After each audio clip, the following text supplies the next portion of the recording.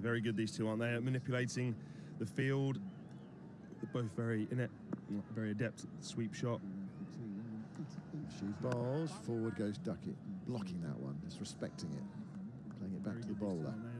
There's no run. And it's a nightmare for captains as well when you've got two batters at the crease that are so good with reverse sweeps, orthodox sweeps, fine sweeps, laps. It makes it a bit of a nightmare knowing exactly where to place your fielders. She bowls short ball, pulled away by Duckett. Didn't time that. Gets it up towards long on. Well, it felt like, from a distance, it looks very different out there. It felt like a long hop, that. His eyes lit up a bit. Hit it up to long on the bounce for a single. Duckett to 36, 89 for 2. Last ball of Rashid Khan, second over. Bowls now to Root. Root goes back, dabs it away, and beats the dive. A backward point, that's 4. So back cut, Nabi away to his left, couldn't stop it. And so far, England have taken Rashid Khan for 18 runs for his first 2 overs. 93 for 2, Tamal out of 15. Yeah, again, they'll be happy. I was just saying, okay, bit of a better over from Rashid Khan, settling into his spell. So really good from Joe Root to just, again, manipulate that field, just guide it past that man at backward point. Just rocking up on the back foot. His footwork so quick, Joe Root. He's so brilliant at getting either forward quickly or back just as quick and just guiding it past the fielder. So England well ahead of the rate at the moment. We're just seeing the worm on our monitor. England well ahead of where Afghanistan were at this rate. But there's a long way to go if they're going to chase down this 325. New over from Faruqi. Bowls to Duckett, played away into the onside for a single. These two put together a stand of 158 on Saturday. It was actually the leg spinner that got Root out on the sweep. It was one of those marginal ones. Umpire's call on leg stump. Root immediately reviewing it. Just saw a close-up, Mohammed Nabi there in his face, and he had the number 7 on his cap, which would indicate that he was in that first 11 when Afghanistan played their first ever ODI. Yeah, he's been around a long time. He's played over 300 times for his country. Root plays defensively. That ball round the wicket from Faruqi up towards straight mid-on. He's 40 years old now. We talk about Jimmy Anderson and how long he was going to go on for, and he went into his early 40s. He's still going to play for Lancashire next year. But Nabi's he's a real veteran as well. Okay, not bowling pace overs for so long, for so many years, but he's seen a lot. In 2009, he made his ODI debut. It's a lot of international cricket, 15 years of it, nearly 16. 94 for 2, Root on strike. He eases the ball through the offside towards deep cover. And England just beginning to warm to their task here. Keep the board moving, singles, but also boundaries as well. 16th over. 95 for 2. Mentioning it, it could be an exciting finish. We haven't really had one yet. I mean, we've had finishes that have gone sort of deep into the 40s. I mean, the other night was probably the best finish so far, Australia's victory against England, but it actually felt, with about 5 overs to go, it felt like they were right on top. We're going to win inside the distance, as indeed they did. Faruqi bowls to Duckett, short, he tries to pull it away, complete miscue. It was into the square up towards mid-on. There's no run. 95 for 2. Thanks for now, Timal. Rouge Mumtaz, former Pakistan captain, is alongside me on this feeling of being an interesting next couple of hours. We'll see how that progresses. 16th over, Faruqi changed ends, moves in and bowls to the left-handed Duckett. Duckett back and wristily forced it through the offside towards deep cover. And they conserve a bit of energy. They walk through for a single. 96 for 2. Yeah, so far so good. I just feel it was a similar stage for Afghanistan as well when they strung that big partnership together. The Roots come on quite nicely. Duckett, man in form, and plenty of batting still to follow. Just about how good the Afghanistan spinners are. Noor Ahmed still to come in. Yes, what makes it so intriguing. Noor Ahmed, another wrist spinner for Afghanistan. Rashid Khan so far been a bit expensive, but we know he can turn it on and turn the game. Now Faruqi's coming left arm over to bowl to Root, short ball. Root calmly plays the pull shot there, not looking to hit it too hard, hitting it down, tapping it away into the leg side. And there's one more run to the total, 97 for 2 after 16 overs. The drinks are coming onto the field. The ground staff in their very fetching purple outfits. They're all, I've seen this before, they're all matching. I suppose it's just to make sure that everyone has a clear indication of who's who on the ground to do with security. I don't know, but I might get one myself, actually. They're like that kind of purple pyjamas. Very, very nice. Anyway, we have a double change here. You've come in, Arouge, and Jonathan's going to join you at 97 for 2 after 16 overs. Like you say, 97 for 2, Duckett 38, Root 32, and they put together 67 of 60. Becomes a case of whether they could impact in the first 10. They did pick up a couple of wickets for England. We're on the surface here in Lahore, where there are plenty of runs. Conditions haven't changed much. Whether dew comes in or not, that'll be the biggest question in terms of the Afghanistan spinners. Yes, I'm going to ask you about that. They're all having a drink, by the way. 97 for 2, so England need 229 more from 34 overs. There seems to be all sorts of theories about the dew, Arouge. Have you got your own? Well, not the smartest going around when it comes to weather, but what I have been told is that when there's a little bit of a thickish cloud cover and the drop in temperature isn't quite drastic, with the wind blowing, the dew generally tends to stay away. Has done for the last 2 nights. Okay. Where the weather was similar. Now, if we can maybe find Buggy's wheels somewhere and see if there's a little bit moisture on there.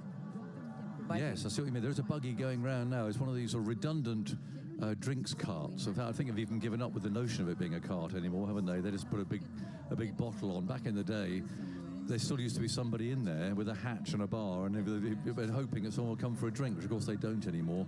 So now they just simply drive around a sort of a golf buggy with an enormous soft drink bottle on top of it. But I can't see any marks there as it goes. What do you think? Yeah, the other thing as well, they bring that massive rope out as well, so I don't see that as well. And also that spray, we haven't seen the buggy come out with spraying the grass as well. So I think all in all, so far, the dew has held up, which just probably brings the Afghan spinners that much more into the game. Yes, it does. It does. So they're all having a conversation over there, sort of an Afghanistani huddle. England have had their directions, although I don't think that Rare Ahmed, who brought the drinks out, will necessarily offer Joe Root too much. Root's so experienced, and you just feel that he's just...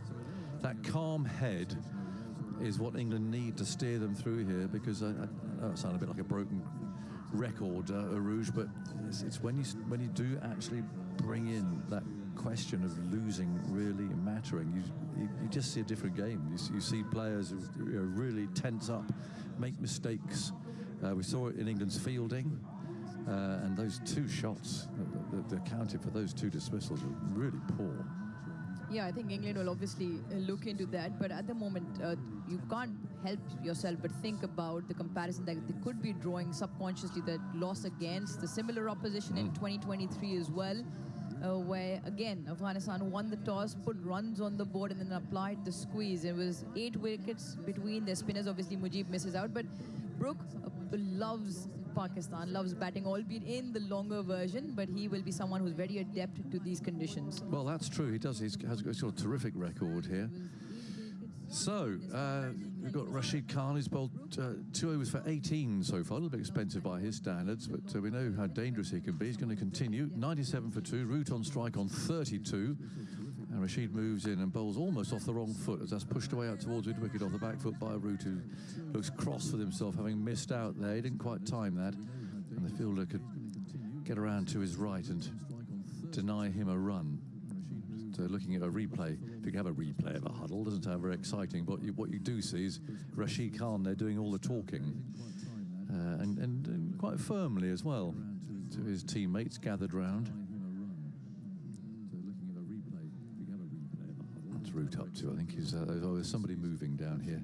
Remember the police, who settles down on one of the chairs alongside a cameraman. 97 for 2, and Root's on the back foot again, and again he's found that man. Rashid dropping a little bit short. So frustrate Root is looking around the field, swinging his bat. Now he's over it again. Couple of taps on the ground. 97 for 2. More movement behind here. Root's not happy with this at all. Now umpire Tucker is telling off. It might be one of the ground staff in that rather fetching lilac, which would put anybody off, frankly, if you're trying to bat with that moving around behind you. 97 for 2, and that's tucked away to the leg side. They appeal left leg before wicket, but they take a single. The man coming up from short, fine leg, and umpire Tucker looking rather stern with his big hat and glasses there, signals leg by. 98 for 2. I used to play Greek cricket with him, a long time ago, club cricket with Rodney in Sydney. He was a good cricketer, played for Tasmania. 98 for 2, and there's been a appeal flag before wicket. They like it, umpire Tucker doesn't. And Duckett scuttles a leg by, and immediately there's a huddle forming down there as to whether or not they should review that not-out decision. And are they going to? It should come from the captain rather than Rashid Khan. I think he might have signalled this. He has done. Rashid did it himself. It's supposed to actually come from the captain, but they are going to review this, as usual with left-handers and right arm over the wicket bowlers. Did it pitch in line with the stumps is the first question. And umpire Wilson had one of those earlier today and got it right, actually. It just pitched inside the mat that they lay down. First of all, got to establish if there's any bat involved, which doesn't look as if there is. Hassan Raza, you see these days, they're in vision, the third umpire. You can see him studying the replays there now, watching the flat line, I think. Let's have a look. Needs another frame. There we go. There's nothing there. You see the jagged line where the ball thumps into the pad. What do you reckon? Leg side-ish? What do you think? Let's see where it pitches. Oh, it's just pitched in line. Impact in line. That's hitting. That was the question. Did it pitch in line? The answer is yes, it did. Just half the ball. Well, it's a game of fine margins, and with Rashid Khan, you always have that in play. Rod Tucker reverses his decision, changes it in the favor of Rashid Khan. Afghanistan now have picked up 3, big wicket as well. Ben Duckett goes for 38. The man has scored 160 here the other evening. He's on his way for 38. He should have been caught on 30. So he did have a big chance, but that would have been why the umpire gave it not out. Just wondering whether or not it pitched in line. It is a fraction, isn't it? It is an absolute fraction, and that fraction on that occasion goes with the bowler. And Duckett is out LBW, and England lose their 3rd wicket. 98 on the board. They still need 228. And if you look at the crowd, Rouge, I mean, it looks like everyone's an Afghanistan supporter out there. Flags waving, they're on their feet. Yeah, I'm yet to see an English supporter in this crowd, and if he is... I think they're hiding. No, they're hiding. Massively outnumbered. Yeah, the Afghan crowd has been treated to a fantastic first innings, and now, you said it earlier as well, you can't keep Rash out of the game for too long. No, you just can't. He's just too good. That's a little bit flatter. It skidded through. But there's some celebratory music being played now out there. And I can see some traditional dress here from 2 Afghanistan gentlemen, with that headdress on and the long scarves that drape down by their sides in a very vivid emerald green. And out in the middle, well, there's some keen conversation going on with Rashid and his captain about what they're going to do here, because Harry Brook has appeared, as you say, a terrific record batting in Pakistan in Test cricket, a pretty poor recent record facing spin in this part of the world. I suspect he's going to get it from both ends. Yeah, absolutely. I think with Rash especially, this one as well, the one wicket he picked up to Ben Duckett, skiddier through the air. That's what you get with him, always just marginally inside and pitching in line with the stumps and hitting leg and middle in between, more than halfway up. He targets the stumps, and that is why he is so prolific with churning out wickets, always looking to hit the stumps, Rashid Khan. Big wicket. That really is the man who's in form. Now dismissed, and Harry Brook faces his first ball from Rashid Khan. He's on the back foot, steering that away firmly through a deep point. The fielder out there diving desperately, but he can't stop it. And that's a very well-timed boundary for the first ball from Harry Brook. That'll feel nice. Straight out of the middle of the bat. And well placed. You couldn't ask for a better start than that, really. The 100 comes up. 102 for 3. And England need 224 more from 33 overs. It's still within their grasp, but they're not making it easy for themselves, or indeed their supporters who may be watching or listening. 102 for 3. Rashid Khan spins himself a catch. There's a slip as Rashid moves in bowls and is forward, head right over that ball, rolls away to mid-wicket. And there is no run. So a successful over from Rashid Khan. He's taken 1 for 22 now from his 3. Brook has 4. Root still there on 32. And Afghanistan chipping away at 102 for 3. That's been good. We saw a good game of cricket against Australia. This is got all the makings of a tense finale, Arouge. Yeah, tense finale for sure. And two teams must-win game in this one. I think Afghanistan just feel like with that wicket, the big wicket of Duck, it just brings them back into the game slightly more. Remember, Noor Ahmed still to bowl, which means a lot of spin options. Yep, he's coming on now. Look, he's only 20, this lad. He's got so much promise. Left arm wrist spin. And you see happily, you see more of that these days, which is nice. Kuldeep, for instance, at India, very successful. So he's coming on from the far end, such a young lad, he's only 20, and he's going to bowl to Joe Root, fine player of spin. And that becomes the first ball is quite flat, forced off the back foot out to deep point for 1 run. Throw comes in on the bounce, so that suggests that the dew isn't too bad. You get them throwing it in on the full when there's a lot of dew around, but happy to bounce it. And umpire Wilson's having a quiet word with young Noor there, saying you can't run on the pitch. Saying off you go. He'll do it very nicely because he's a very smiley character, umpire Wilson. So he'll be saying it in a kindly way, but firm nonetheless, saying you can't run down the pitch, young man. 103 for 3. Noor waits for Brook to kick away a bit of dirt or dust there or something at the crease. A twiddle of the bat, the slip is ready, and in comes Noor. Off 3 or 4 paces, he comes in quite quickly, bowls outside the off stump. Brook on the back foot, steers that away through third man. Nobody there, and that's gone for 4. And I wonder if he read the length of that or misread the length. Yeah, I think that's genuinely opened the face. That's 2 beautifully timed strokes through that backward point region. He just waited on it, and he knows both the Noor Ahmed and Rashid Khan will bowl flatter through the air. So he just waited. Maybe if too far fine than he wanted, but he was always looking to play it down third. It was quite full, wasn't it? I wonder if he was a bit deceived by the flight there. We shall see, but he got 4 for it. 107 for 3 in the 18th over. Brook on 8. He's hit 2 boundaries from the 3 balls that he's faced. And Noor again, past umpire Wilson, bowls. Brook covers up this time, a shuffling sort of defensive stroke. Yeah, the one thing I think Harry Brook will have to be careful of is not going too far behind, because the skiddier character Noor Ahmed just skids on, and he's again like Rash always targeting the stumps. So don't get a lot of trajectory in as well. So it's flattered through the air and go around the 90-95 k's an hour. So he wants to be lunging forward, not missing one that is straight. Noor again bowls, and Brook on the front foot can play a full ball on his boots out to deep square leg. Nice one to tuck away for 1 run. He goes to 9.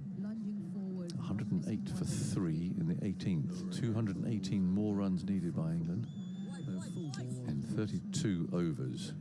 They have lost those 3 wickets though. Noor moves in, bowls, and Root's driving him to long off. It's a sort of shot. It trickles over the grass that you look to see if that ball's going to be dried or not. It comes in on the bounce to the wicket keeper. Let's have a look at the bowler. Really has to dry that. Nope, not at all. No, absolutely not even a rub on the trousers. He's just spinning himself catches. So I think we can safely assume that the ball is dry at the moment. There's no dew, and Noor comes in and bowls to Brook, who steers that nicely just past the left hand of the diving cover. Fielder in the deep comes sweeping in, keeps them down to 1 run. 110 for 3. Misty sort of an evening. A little bit of haze around as well, which is always the case in Lahore. There's a bit of a smog and a fog effect throughout the year. Just at this time as well adds up with the fog. So every time Michael Hazeman is here, we refer to it as hazy conditions. He used to play for my team at Leicestershire, you know, Mike Hazeman. He was our overseas professional. Oh, nice. G. Boycott caught Hazeman, bowled Agnew, 6. beautiful. Wonderful. I know. I keep reminding Jeffrey. I'll remind him as well. Hazeman at slip. He wasn't out. Jeffrey will say he was out at deep cover or something. No, Jeffrey, he was at second slip. Nicked off. Yes, nice little nick. Anyway, yeah, lovely batsman, Mike Hazeman. 110 for 3. 216 more needed. Rashid starts a new over. His first ball's played into the leg side by Brook. And there is no run. But it is sort of murky. See, the local forecasts call it smoke. But I don't think it's smoke, is it? It doesn't smell like smoke. Rashid again, quite full. And Root on the back foot gets a single towards square leg. I saw those some news programs on, was it last month or the month before, where the air quality in Lahore was kind of impossible, wasn't it? People weren't going out. Really claggy. That seems to have blown through now. It seems to be okay. Here's Rashid again, low full toss. And Root again is always very demonstrative when he bats. If he doesn't time a shot as he would like, or whatever it may be, he looks skywards. Looks really cross with himself, and that was the case there. He was looking to hit that through the offside.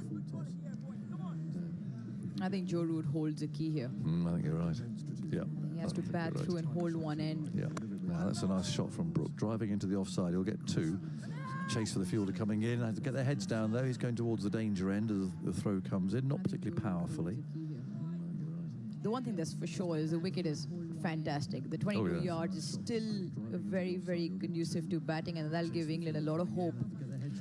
Well, if the final is to be played on here, I mean, okay, it would be in India, answered it, but it would be a good track for a like kind of World Cup final, wouldn't it? Really is good. Full of runs. Nice even bounce. There's nothing up and down about it. Rashid bowls with a slightly flat bat that's driven away out into the offside. Again, a chase for that fielder in the deep, and once again, Brook will trot back this time for 2. Lahore ranks as one of the 5 most highest run scoring grounds all across the world. It's just absolutely fantastic. Look at the numbers here: 330, 304, 351 was not enough. No. England, Australia the other day, and I think Afghanistan have given them more than a chance here with 325. It's the outfield too, isn't it? It's like a billiard table. So it's really beautiful. 116 for 3. Rashid bowls. It's driven past extra cover firmly this time. That's gone for 4. Very well played by Brook, getting a big stride. He knew where he was playing that, just past cover's left hand. And that's been firmly put away. And the runs are flowing. They're going along at a decent rate. You just can't help as an sort of England viewer, if you like, conveying coverage mainly to England supporters, though I must say hello to our listeners on the ABC who are probably staying up all night to listen to us. It's just that anxiety about, can England get over the line? Have they got the confidence to get over the line? In some ways, it'll do a lot of good if they can, even if it is getting over the line against Afghanistan. It won't matter. They'll take anybody at the moment. They'll take Uganda or Papua New Guinea, frankly. Just want to win a game. Just want to break their losing sequence. Yeah, they can't buy a game at the moment. No. What is it? 5 losses on a trot? Yeah, that's all. I think it equals their worst. I think it went 6 matches some years ago. Well, you don't want to be winning that. Nope, you certainly don't. Now, Nabi's changed ends, and he's bowling his off-spin from the far end, which is that new stand that was miraculously built in, it was like 100 days. 120 for 3. How long did Noah take to build his ark? Did he take 100 days? I can't remember. Should know. That was just an ark. It was a quite big ark. It had a lot of animals in it. Here's one played away down towards long on for 1. 2 of each animals? Well, exactly. Bears? So I think it was more than just a small boat. But we should know these things. So anyway, that took about 100 days, which is quite something, isn't it? Because it's what, 1, 2, 3, it was 5 stories. You say 117 days. That was. This venue from ground up. Someone will know how long it took Noah. 121 for 3. And in comes Nabi. Bowls. Pushed away very easily by Brook, almost in a way of saying, come on, bring on the next one. I'm not having anything to do with that. Just played it away. Fiddled with his gloves. A twiddle of the bat. And he settles in again. 121 for 3 is Nabi bowling, and he's played that nicely, just opening the face of the bat and finding the gap in the offside, for which will bring him 2 runs. Very nicely steered there, past covers left hand. I knew someone would tell us.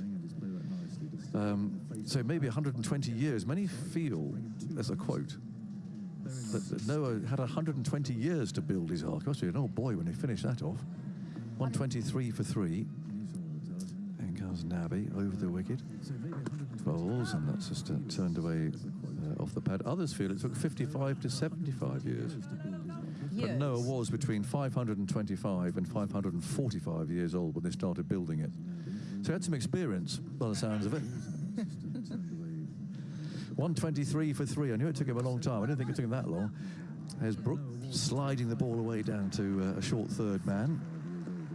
And they take 1 run. So 124 for 3. LaRouche, I'm going to leave it. 20 overs gone. So 202 more needed from 30 overs. And more biblical quotations, I'm sure, will follow your thoughts on the game of Rouge from Simon Mann. Thanks, Tigers. 124 for 3. And Nabi has been very good. 4 overs, 28 for 1. Rashid Khan into, obviously, with his 1 wicket. But it'll be Noor Ahmed. So spin in tandem. Very different, the 2 spinners. Noor Ahmed with his left arm, wrist spin, quicker through the air. But the angles he provides. And Mohammad Nabi, on the other hand, bowls with deceptions in pace. England need another 202 from 30 overs. Well, that's a fascinating game. 124 for 3. Noor Ahmed's going to continue. He's got a slip in. He's bowling to Joe Root, who's 36 not out. Noor's with him now, and Root taps his away into the onside towards mid-wicket. I think you were thinking, Jonathan, about how much rain there was. Where's he gone? He's left the box now. How much rain supposedly there was that inspired, supposedly, the ark to be built. 40 days of continuous rain. 40 days and 40 nights it apparently rained for. Here's Noor bowling, and that's short, cut away by Root towards deep backward point. And they are through for a single. I've seen all sorts of, 75 years, I had one suggestion. The other one was 2 to 3 years. I mean, who knows? It was a long time ago. There were no iPhones to take a picture and doing it. Well, nonetheless, a lot of experience in construction then. They've done very well to get that stand up at the far end. Noor left arm wrist spin bowls over the wicket to Root. Root plays it away carefully into the onside towards mid-wicket. The run rate here for England is fine. There's no problem with the run rate. It's really that wickets column, and as they progress, it will be the wickets column as well. Root 36. Brook has made a good start. He's 23 not out. Root drives, gets a single towards long on. Rashid Khan is there. He's not just a fine bowler and unorthodox and sometimes very effective batter. He's also a good fielder as well. So he's out in the deep there at long on. Well, if anything, England are 43 runs ahead of Afghanistan at the same time. At the same time, yeah. It just shows what you can achieve if you just stick at it, if you're able to stick at it. Brook just holds that shot for a moment, turns it into the onside, guiding it to the right of Nabi.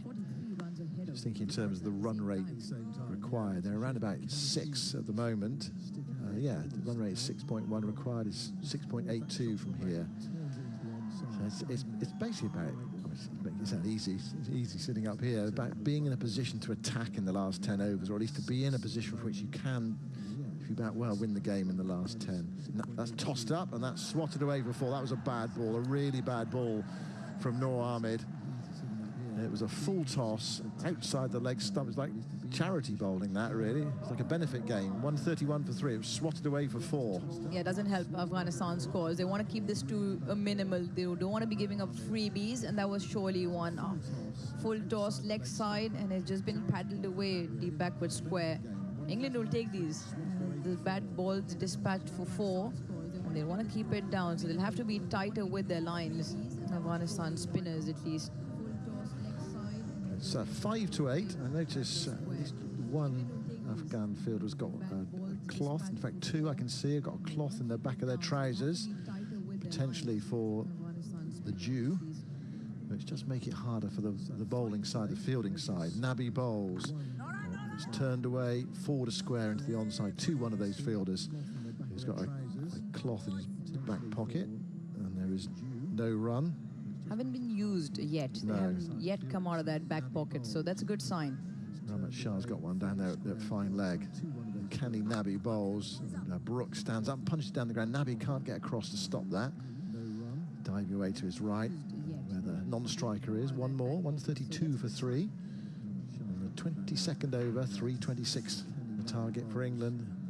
That'd be great to have a last over finish, wouldn't it? A real humdinger of a game, very tight match going right to the end. We haven't had one so far in this competition. I think either side will want the result to come slightly earlier. Well, they will, in these yeah. tense situations. Yeah, they don't want it. We do, I think. Oh, all the fans always Yeah. want it. Super over. Yeah. The other thing England will have to do here in this middle period is run hard between the wickets. Yes, when the boundary is available, but keep nudging it for ones and twos. And I thought that's one thing that Hashmatullah Shahidi and Ibrahim Zadran did fantastically well to negate the spin from England. Nabi bowls, Root goes back and plays it up towards long on. That bread and butter shot. Just keeps the board ticking over. Up towards long on for a single. 133 for 3 in the 22nd over. So 193 more and 28.3 overs. Root 42, Brook 25. I presume that's Gurbaz behind the stumps. Trying to urge his team to greater efforts. Oh, he's caught and bowled. Brooks caught and bowled, playing it back to Nabi, tapping it back. 4th wicket. Brooks' promising start comes to an end. He's out for 25. He played serenely until then. He's given Nabi a straightforward return catch on the back foot. Just pushing it straight back to him, easy as you like. There's always the danger with Mohammad Nabi. He's so good with deceptions in pace. We mentioned this earlier as well. Slightly slower than Rash and Noor.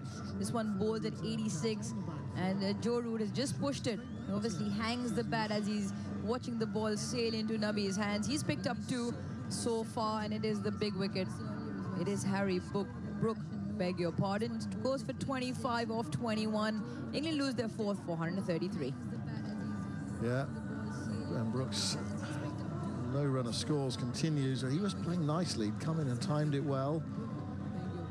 Now, Josh Butler's on his way. This is a big innings for England's captain. So much more responsibility as the skipper, and it's been such a difficult time for England in white ball cricket, not just this winter, but also in recent years. Actually, since they won in 50 over cricket anyway, since they won the World Cup in 2019, their win-loss record is favours loss. They've lost more games than they've won, and this winter as well. It's been a tough time for them. So Butler strides out there, 5,000 runs behind him, 159 one-day innings behind him, and a strike rate well above a run a ball. But this is a big task. And actually, he comes in now in a similar situation to the one Australia found themselves in the other day. They were 4 down around about here. So what are we going to see here from Butler?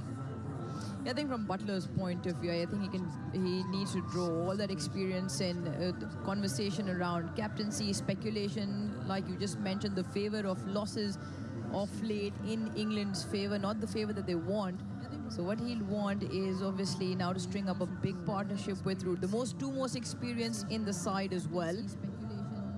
He comes in at 6 with England now requiring 193, but it's that wickets column. In a big chase, you don't want to be losing wickets. You want to take this game and get ahead of it. And we mentioned earlier the run rate, not a problem. The asking rate still 6.8, but it's just about the dismissals. There's another simple one as well, that the one Brook has lost his wicket, but he's got the set Joe Root on the other end at 42.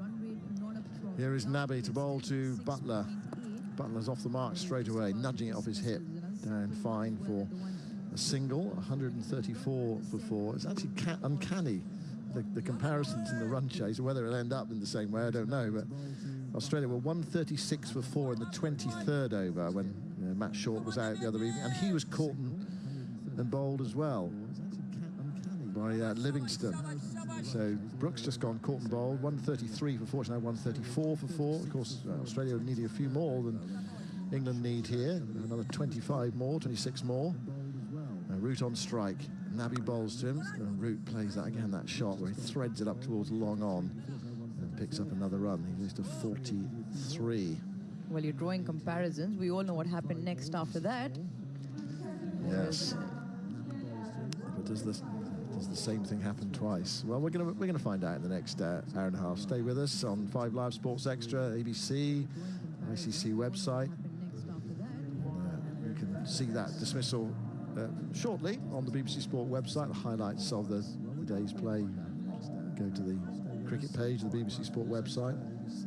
Matt Henry as well. He'll be giving his analysis of the day's cricket at the end. So Butler 1, Root 43. Brook out for 25. Smith for 9. Duckett for 38. Salt for 12. Livingston, Overton, Archer, Rashid and Wood to come. So there is batting for England, the lower order, but these are their two top players really out there, Butler and Root. Here's Noor Ahmed, bowls to Root. Root clips that away past mid-wicket. Gets a single up towards long on. I was on with Victor the other evening when Short was out. I mentioned this earlier, but it feels it's equally applicable now. It's these two, Inglis the other night and Carey. They have to progress the score rapidly, or reasonably rapidly, without getting out. I mean, this is the situation. I mean, it's easy, you know, that's the task, and now that's the situation ahead of these two as well. It's a double-edged sword situation, isn't it? You don't want to be leaving too many behind. The one thing in England's favour at the moment in comparison to that England-Australia game is the asking rate is still 6.8. It's still very manageable without taking too many risks. It's just about how well the spin in tandem from Afghanistan can hold this now. All balls outside the off stump, fired across. Butler just allows it to go and takes the wide. Really was pushed through by Noor Ahmed. They've just put up Josh Butler against Rashid Khan in all formats. 55 runs from 78 balls and 5 times out. Average 11. Doesn't help.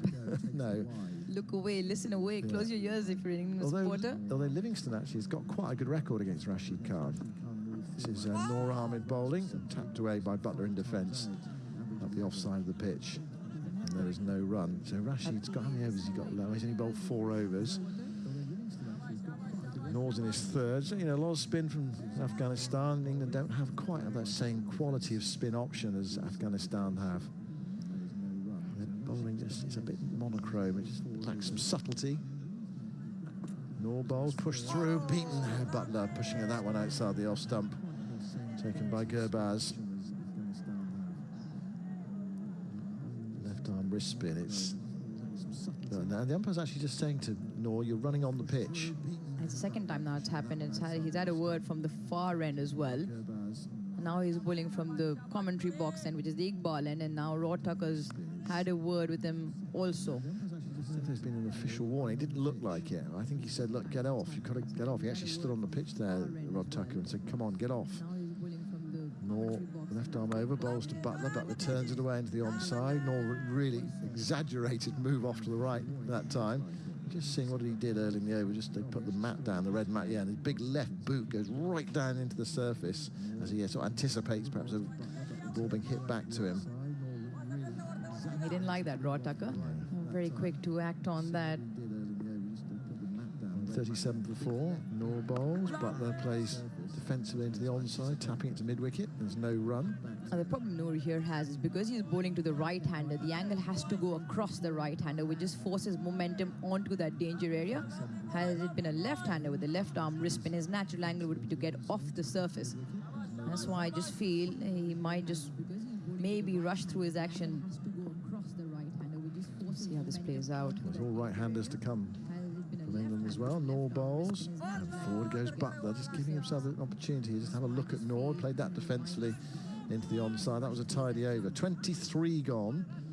There was 1 single and 1 wide off the over, so 2 off the over. 137 for 4, England after 23 overs. Advantage Afghanistan. England have to play so well to win from here. 326 required. After Afghanistan flogged it around in the second half of their innings this afternoon after winning the toss. England said they would have batted, so despite the due factor, despite the fact the other evening they said it was a factor, the back end of Australia's innings, they would have batted today. The thought behind that, I think, would just take the pressure off yourself and get a huge score if you possibly can, and almost bat Afghanistan out of the game. That would have been the theory anyway. Right, what have we got here? We have got Rashid Khan changing ends. Goal from the commentary box end earlier. Now the far end from us. He's in to bowl to Joe Root with a slip in. Root turns it away, but straight to short fine leg. And there's no run there. Picked up by Noor. He's got a short extra cover and a slip. So just changing the short third and the short fine leg over. The fielder's in the right place. So Noor's come from short fine leg to short third. The fielder has gone to short fine leg. How's that Faruqi? He was limping there as he went to his fielding position. Forward goes Root, plays that into the onside. Half a shout for LBW from Gurbaz. I think nothing from Rashid Khan. He thought he was going to get onto that front pad there. Let's have a look at it. Thick inside edge, actually. Keep an eye on Fazlak. He's still got some overs to bowl. Faruqi. He's got 4 overs left. Here's Root flicking that away towards deep forward square leg for a single. Yeah, I saw Fazlak Farooq at the ILT20 as well. Every now and then he would just have that little limp, but nothing serious to actually keep him out of the game. We also speculated that he might be having a niggle, maybe just stretches it out, but haven't really seen him gone off once again there as we just look out from here. Now, yeah. Is it? It's subtle. It's just reading that in or out or straight on that's the difficulty for the batters. 140 for 4. Last ball, the 24th. She bowls, that's full. Long off. They might get 2 this time. Let's have a look at it. The throw's on its way. It's coming in, well, to no man's land, really. Rashid Khan, you have to trap it at mid-wicket like a footballer. And, doesn't stop it. It's backed up behind him, and they get 2. So Rashid Khan, 5 overs, 1 for 37. He's got git, but England have scored relatively fluently off him. I think the first few overs he bowled, he was marginally short, where they obviously picked up a few boundaries into the leg side. Ever since he's picked up that wicket, he's been slightly on the fuller side. I think that's what's worked for them. I think for England in this middle phase, they don't want to be chewing up too many dot deliveries. They want to keep rotating strike, even if the boundaries are not on offer.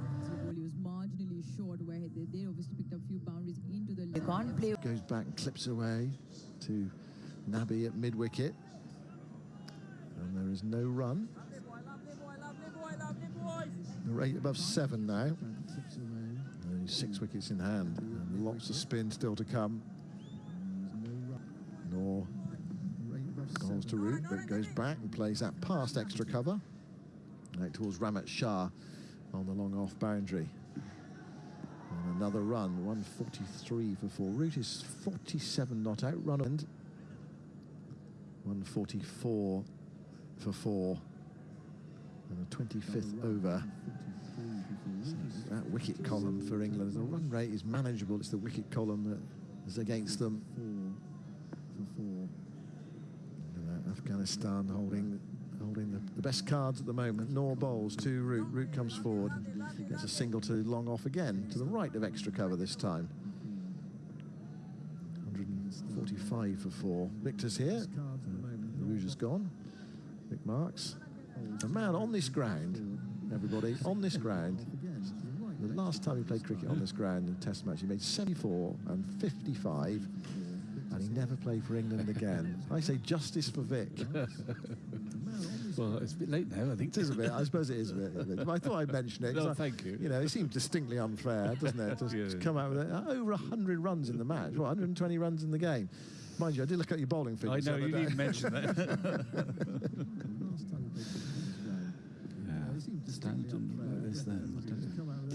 Noor left arm round now. Bowls very full dugout by Butler. Up to long off. Another single. Coming to the end of the 25th over, so halfway through. So England's halfway to 300. Afghanistan almost halfway to bowling them out. So that's the problem for prime wickets. And Noor's changed his angle of approach. I don't know whether it's because he couldn't get off because he was running on the wicket. He goes in now and bowls, and that's driven by Root towards long on. Gurbaz thought it was lovely. It's another single. And just struggling for that's the boundaries at the moment, but you need to give you. I should emphasise it. Stay in the game. Give yourself a chance in the last 8-10 overs. 147 before. 25 overs gone. Victor and then Jonathan. You're right. Just stay in the game. If these two are still there in 15 overs time, it's very much game on. I don't know how relevant it is, but after 24 overs, it just came up that Afghanistan were 98 for 3, or some such score. England are going much faster than Afghanistan did, but they've gifted, well, at least 2 and probably 3 wickets. Rashid has pulls off a brilliant stop there as Root drives that firmly back. He's looking for his 50. Rashid Khan's, he bowled some poor balls actually in his first 2 overs, but he's got it right now, and you can tell he's right up for it. Yeah, fiercely competitive. Here he comes again, bowls, and Root's, yep, there's that single this time for his 50. From 50 balls too, so a perfect symmetry. Well, he's played impeccably so far, impeccably. Barely missed a ball. Very few dot balls, few beautifully timed boundaries. But he needs a bit of help. Well, it feels as if this is the partnership, isn't it? You would think so, to get them close. Yeah. They've got some players who can get them home if he... It's Butler. He's possible picks up to a get single them now. Goes to 7. In the early days, this they put on 16 together, but at least a 1 in front of that, I think. You would think so, to get them close. You to breathe more easily. 177 more needed from 147 balls. Root on 50. Rashid scuttles in, bowls to him, picks up a single, playing that calmly down the ground. Again, the sort of shot that might produce some dew on the ball. Let's have a look. I haven't seen much sort of frantic rubbing and drying or anything as yet. And no, there isn't now. no, there's not there. So if there is a little bit of dew, well, that's to be expected, but nothing that hampers the bowlers anyway, and therefore also the ball not skidding through as the Australians found it the other day. Root 50, Butler 50 on 7, please. Into the offside, 150 up for England in the 26th over. So 176 more needed. Got 145 balls left. Rashid again, bowls. Butler on the back foot, plays that calmly into the offside. Picks up 1 run. So the end of 26 overs, 24 to go. Plenty of time. So can England get over the line? The winner tonight stays in. The loser tonight is out, albeit with another game to play. England plays South Africa on Saturday in Karachi, regardless of what happens here. But if they do win here, and they beat South Africa on Saturday, and they go through to the semi-final, it's as simple as that. So if they lose either game, They got... I suppose if England lose here, we're going to go to Karachi to watch the South African games. oh yes. Now we've got Noor bowling his left arm wrist spin, nicely saved there at cover. England, I suppose if England lose here, are done. But it will, even if South Africa, if nothing else, will be playing, even if Australia beats Afghanistan, South Africa will be playing for which semi-final where they go for their semi-final. Absolutely. Noor again comes in, left arm over the wicket, wrist spin, and that's tucked away by Butler for 1 more run. 152 for 4. Butler 9. Root 51. England have lost Salt for 12. Smith for 9. Duckett 38. Brook 25. Noor again, bowls short, flat, clubbed off the back foot by Root. Maybe 1 run. Again, looking for any signs of drying of the ball, but it ran along the ground quite a long way. I was thrown in on the bounce, but no, there's nothing. No little towel coming out or anything to dry the ball. 153 for 4. Butler dips at the knee. Noor bowls to him. Oh, flashes and narrowly misses outside the off stump there. Almost that little edge. There's also a slip there. It's pretty quick through the air there. That's 98 Ks. It's a little googly that, and it actually did grip a little bit. Lovely ball again, actually quite at the side of the hand almost, that one. He goes again, bowls. Oh, there's a reverse sweep from Butler. Not very keen to see that, if I'm honest. But he made no contact with it. It's a long time since there's been a boundary, and I feel Butler in particular wants something to feel he's got going. He's got going via singles so far, and he's got 9 off 17. He's just getting a bit restless. Yeah. No, bowls. Oh, it's a leading edge against that googly, I reckon. He's trying to nudge that towards mid-wicket. It just skidded on. Beautifully bowled. The rate that England need is over 7.5. Yeah, and these two have played an awful lot of cricket together. But I'm thinking that Joe Root might just go down to him and say, look, don't worry, just you know, there's plenty of time left. He's getting restless, Butler, I think. A few false shots in that over. And Noor's bowling better. Scrappy to start with, but both these spinners now, they sense, well, there's 3 spinners. In fact, we're going to have a change again. They can keep turning them round, giving a bit of variety. I think it's Nabi's coming back again. It is. He's bowled 5 overs so far. He's taken 2 wickets. The off spinner comes in, bowls, and it's tucked away by a Root, but only as far as the tumbling mid-wicket field wing. He gets a round of applause from the very engaged crowd for his efforts. 153 for 4. Nabi once again over the wicket, pulls as a reverse sweep, sends the ball away behind square on the leg side. The fielder keeps it in very well, saves 2 runs there. He was at full tilt, tearing round the boundary. And he just managed to flick it and keep the ball back in play. It was again the harder hit reverse sweep that Root has. Sometimes he plays a little delicate dab. More about placement. 155 for 4. Nabi bowls, and he's on the back foot now, playing it away. That's another couple out towards deep extra cover. The same fielder runs a different direction this time. Well, they dragged that fielder finer after the reverse sweep, so Joe just waited and punched it in front of square, so he's done well actually to save, well, to keep it down to 2 again. Yeah. It's a lovely piece of batting, really. He dragged him about 10 yards that way, and he's hit it in front of square.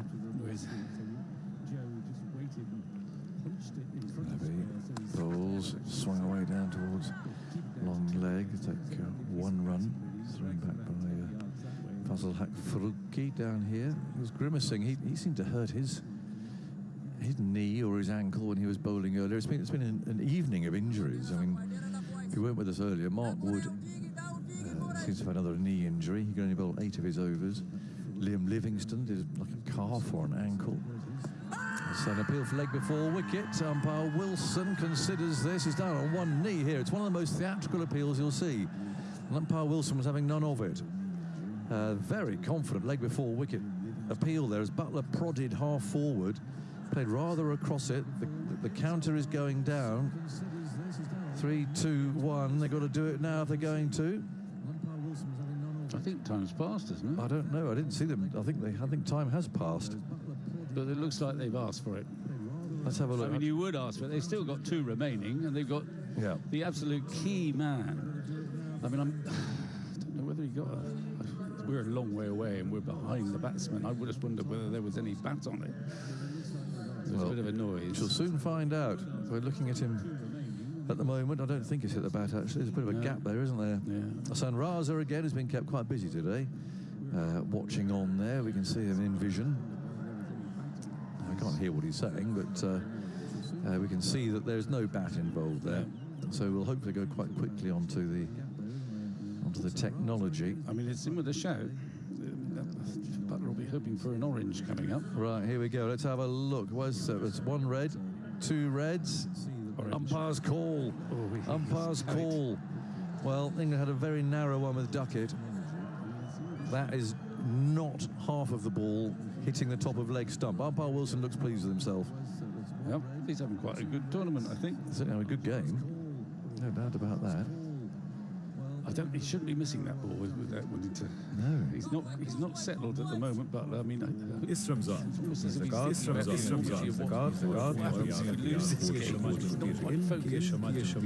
No, with that being given out, and Butler reviewed it. Yeah. He's been out. Win predictor, 85% Afghanistan. As Nabi bowls to Butler. A bit of an ugly shot here. A heave into the leg side, which will bring him 2 runs. As the fielder picks up cleanly over to our left. A slog sweep that, but not really hitting the ball hard and in the air. He's just trying to keep that relatively safe, I'd say. But looking at the replay, it spun very slightly, but only with the angle, really, that LBW decision. It's a good decision from Joel Wilson. Yeah, it's tight. It is, if we trust that replay, it's just clipping the top of the leg. Don't really want an umpire to get that out, to be honest. No, I think that's a good decision. Yeah. Perfectly good decision. And so does Josh Butler, I think that. And it's a very good decision. And he played a big shot after that, as if to say,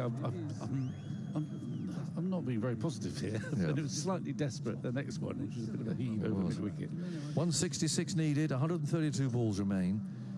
We've got Noor, the young left-arm wrist spinner, bouncing in past umpire Tucker, tall, angular Australian. That's played away out into the onside. 160 for 4. Umpire Wilson makes a note about something in his notebook. Not sure what he's scribbling in there. Putting his pen away very carefully. 160 for 4. Noor bowls. Oh, thick inside edge there from Root. Brings him a run out to deep square leg, not where he was aiming that. He's got better Noor. He's settled in quite well now. It's unusual, of course. You don't see many of these wrist spinners, left-arm wrist spinners, bowling at quite a pace. 161 for 4, 165 needed. Almost halfway. There's Noor bowls. A reverse sweep appeal for leg before wicket. Umpire Tucker says no, and they scurry a leg by as the ball bounces away. There's always something slightly heart in mouth about this. Yeah, I think it probably pitched outside the leg stump. He made it. He turned himself into a left-hander. I don't think they're going to review this one. Root's reverse sweeping has looked more controlled. Yeah, I mean, Butler's Butler's not on it at the moment. No. Sometimes it... Well, actually, it wasn't pitching outside his leg stump. It might have been missing his off stump. Root on the back foot punches that past the diving bowler. And for 1 run, he's driven on 30 now. Yunus Khan, the old Pakistan batsman, of course, batting coach at Afghanistan now. It's quite interesting. He and Jonathan Trott together, slightly different players. Both favour the leg side bit. There's a picture at the back in the corridor. Oh, right. They've got a lovely collection of old photos there. Do you remember the time when Pakistan won, I think it was at Lord's, and they did that military salute afterwards? That was led by Yunus Khan. It's full flicked away out to mid-wicket. It's because the Pakistan army had taken on a training camp for their tour of England. And so they walked off and saluted, just to sort of say thank you to them, really. But the photographs in the corridor out the back. So Yunus Khan, I'm pretty sure, was captain then, wasn't he? I think he was. 163 for 4, so exactly halfway then. 163 more needed. Noor. Oh, it's gone straight through. He's not read that one. Beautiful, full length. And Butler's tried to drive that. It's gone past the outside edge. The keeper couldn't take it cleanly. Let's have a look at the replay of that one. Tossed up. Just misses off stump. Beaten, it's dipped in the air. It's quite quick through the air. He's misjudged it. Yeah, on the back of their hand. He's hitting it. He's trying to hit it inside out. That has missed off stump by a whisker. The other one I remember, the other captain, I'm sure, Mishbah. Didn't he get, well, at one time... Oh, it might have been him being captain, actually. But he didn't get 100, and then he did a few press-ups or something like that. It might, Misbah might have been. And he was captain. about 40 years old, but he just to show... Yes. Well, again, that was all thanks to the army, wasn't it? Yeah. He must have done a few extra press-ups or something. Here's Nabi then bowling, and it's tucked away by Root to square leg. First ball of the 30th over. Yeah. And these spinners are still meant to... Boundary. I wonder when we had the last boundary. It's hard to... I think it's 49 balls ago. That's played away into the leg side. Going for a quick single. Throw at the stumps is taken by the keeper. It whips the bails off. And that's now 50 balls since the last boundary. How do you know that? It says on the screen. Don't tell everybody at home. Oh, yeah. It's got so many figures on there. 164 for 4. England looking a bit twitchy there in the dugout. I can see Banton talking to Atkins on the reserves. Banton spent some time on the field. In fact, he took a catch earlier. A single again, a run out to deep mid-wicket. Picking that up, so it's 165 for 4. 161 more runs needed. 4 wickets down. Nabi swings his arm. Over the wicket he comes. He bowls. There's a reverse sweep from Root. And runs away down to short third man.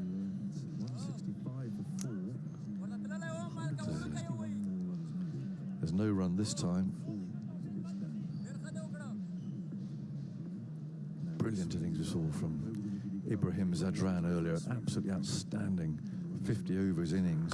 As Root goes back, plays down to long on. The highest score ever made of the Champions Trophy. We saw, of course, that the other night. Ben Duckett's 163. It's been surpassed tonight. 177 from 146 balls from the opening batsman. 12 fours, 6 sixes. And there's one of those classic innings of going through the gears, starting really quite steadily. To a point, really, perhaps being a little bit frustrated, but it just shows what you can do. 166 for 4, and he's gone for a big one, and it's gone big too. Butler taking a couple of paces down the pitch and has launched the ball into the crowd at deep mid-wicket. Well, I think he got to the stage. He's up until then, he'd got 12 off 24, and he was scratching around, and he wasn't getting anywhere, and he was missing balls that he doesn't normally miss. And I think he's decided, well, I'm trying to play, if you like, conservatively, and I'm not playing well. This time he's come down the pitch, and he's timed that one. Yeah. And it's cleared the boundary by a long way. There's a sort of wry smile from Nabi. It's probably not the first time it's happened to Nabi. And it's you can premeditate the shot, but if you're playing well, you feel you've got time to pull out. He didn't need to do that there. Whether he would have done so if it had been in the wrong place, I'm not so sure, just at the moment, because he's not been very fluent at all up until now. Now, Root, the last ball of the over. Root's on 61. It's 172 for 4. Noor moves in, bowls to him, short outside the off stump. That should go for 4. It's skimming across this dampish outfield and hits the boundary now, down to our left. As Root seizes on a poor ball, short and wide of the off stump. All he had to do there really was put it in the right place. And a man of Root's calibre had much trouble with that. It was almost a wide, actually, looking at the replay of that. Very wide indeed, but he puts it away, which might have just been won on other occasions. 148 to win from 118 balls. Noor, shirt hanging out, moves in, bowls, or catch it, they shout, as that's driven in the air, but quite safely by Root. I see Livingston has padded up. The reason I mention that is because he did have some sort of leg injury as well. Well, they came back to bowl the last over. In fact, he bowled it rather well. He took 2 for 2 off it, but he certainly went off to have something treated. Yeah. But I think there were 3 substitutes on at one stage. 179 for 4 in the 31st over. Noor bowls a reverse sweep, chipped away into the leg side by Butler. Again, not timed, but it did the job of just dragging the ball into a gap. It goes to 19, 180 for 4 in the 31st over. Afghanistan crowd still expectant. They were a bit quieter earlier on today when there were 3 down for not many on the board. As the next one hits Root on the pad. That appeal from Noor, all out of enthusiasm and anything else. Tucker's not interested, nor was the keeper, actually. 180 for 4. A ball to go in the 31st over.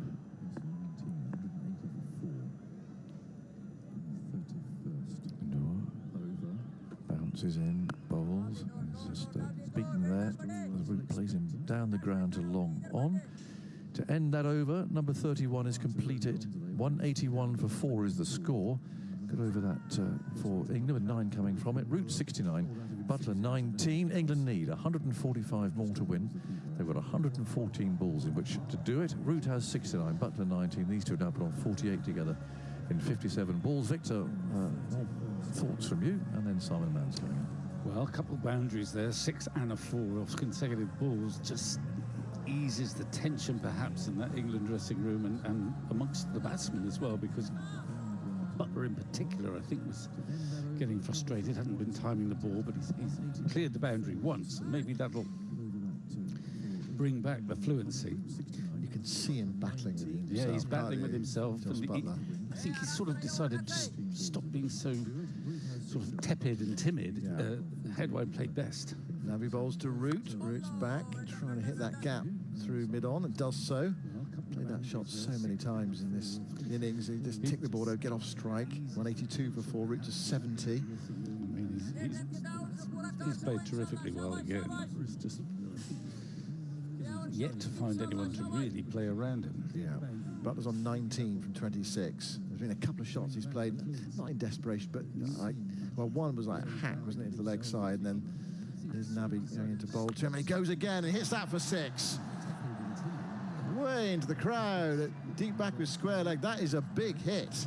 It's a big boundary out there. It went well over the rope, over the railings, over the track round the ground, and well back into the crowd. He really gave that something. Yeah. Butler to 25. The best of Josh Butler, that. You know what he had on the top of his bat handle. I don't know if it's the same bat. Yeah. And you can tell the listeners if you like, but I'm not going to. No. What time is it? It's 92 metres, that. Square of the wicket on the onside.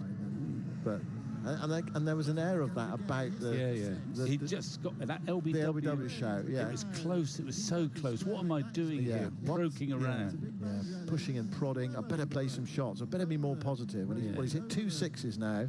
They're just shuffling the field a little bit. They're just trying to protect that leg side. It's a big boundary, but he's cleared them twice. I mean, again, he hit 1 or 2. He doesn't necessarily need to hit them all the time, but stay. Now he bowls to him, Butler knocks it into the onside for 1. He can get 2 no. Sliding stop just outside the circle, so 6 and 1.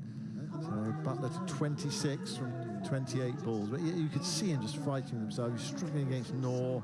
He had a few drives that didn't come off. And then the LBW shout, you can almost interpret it from the distance. He was saying to himself, yeah, look, I've got if I'm going to fail, I don't want to fail prodding forward, the LBW, pushing forward. Yeah, so he got 2 away. Nabi bowls to Root. Root's back, hits that to extra cover, straight to the fielder though. There's no run. 189 for 4. 137 to win for England. 110 balls left. So 18 overs after this one. Here is Nabi going into bowl to Root. Root again hits that gap up to long on, takes the single. Root's job is to, well, basically run a ball 100 or a runnable 120 or 100, something like that, 140, whatever. And Butler to apply the big shots. As many as he can get, obviously, but that's the kind of the target for Root. Now Butler, what's he going to come up with here? Nabi bowls, he's down the pitch and then checking the shot. And Nabi picks up to his right-hand side, and there's no run. I don't mind that. He's coming down the pitch. It wasn't quite where he wanted it, so he pulled out. That's fine. Afghanistan at this stage, they were 159 for 4, so 31 runs behind, but they had such a good last 15 overs. Well, they got about 114, was it, in the last 10. You can't bank on doing that in the tension of a run chase. But England are ahead, significantly ahead at this stage, at the 32 over stage. They just want, as you kept saying earlier on, just to be in touch. In the last 10 overs, you've got the likes of Livingston, Overton, Archer, all those are capable of coming in and getting a vital, let's say, 50 quite quickly, 40 quite quickly. You've got to get them close. Yeah. Rashid Khan's still got 4 overs left. Noor's got 3. Nabi's got 2. And then the 2 pace bowlers, they have got 9 between them. Faruqi and Azmat Talla. It's going to be Noor Ahmed to continue. He's gone up to 5 so far. He bowls there. That one's flicked away nicely towards deep forward square leg. There'll only be a single. Throws on its way. Gurbaz will have a sore throat tonight, the wicket keeper. just most wicketkeepers have a sore throat by the end of the day, don't they? They've got to keep their team going. 191 for 4. And the interesting thing here is if England were batting first and they were 191 for 4 after 32 overs, you'd think like 320. It's about what they get. About what they get, yeah. And without too much, fuss in a strange way.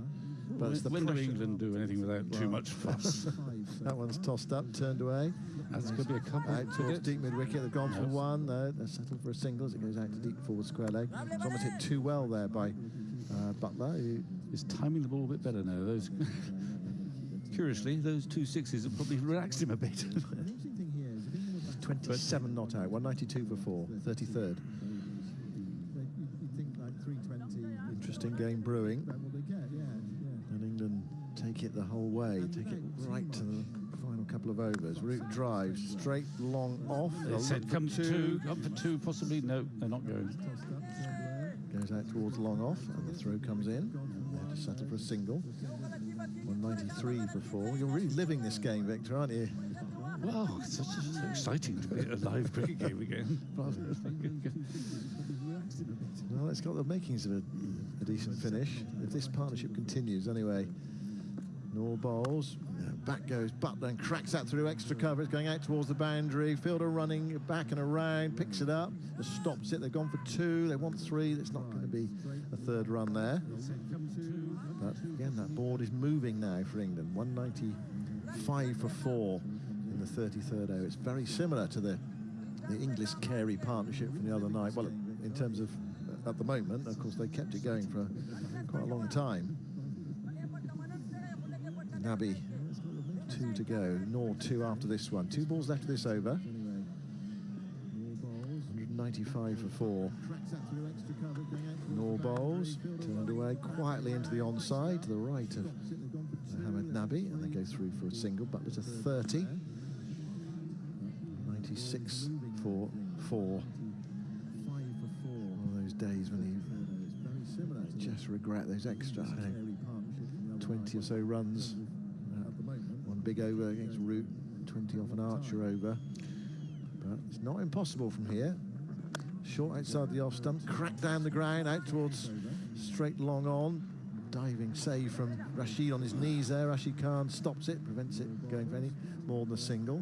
That was 7 runs off that over, 197 for 4. Or to turn around, if you're in that Afghanistan dressing room, you might regret that last over from Livingston. It can work both ways. Yeah, definitely. Right, we're just going to have a pause now because Drink's coming onto the field. And this game is in the balance at 197 for 4. England need, in the last 17 overs, 129 runs to win, but they've lost those 4 wickets. Butler beginning to get into his work. And Joe Root has been piecing it all together from the start of his innings. A runner ball, 74. Victor's gone. The rope's coming out. We saw this the other evening.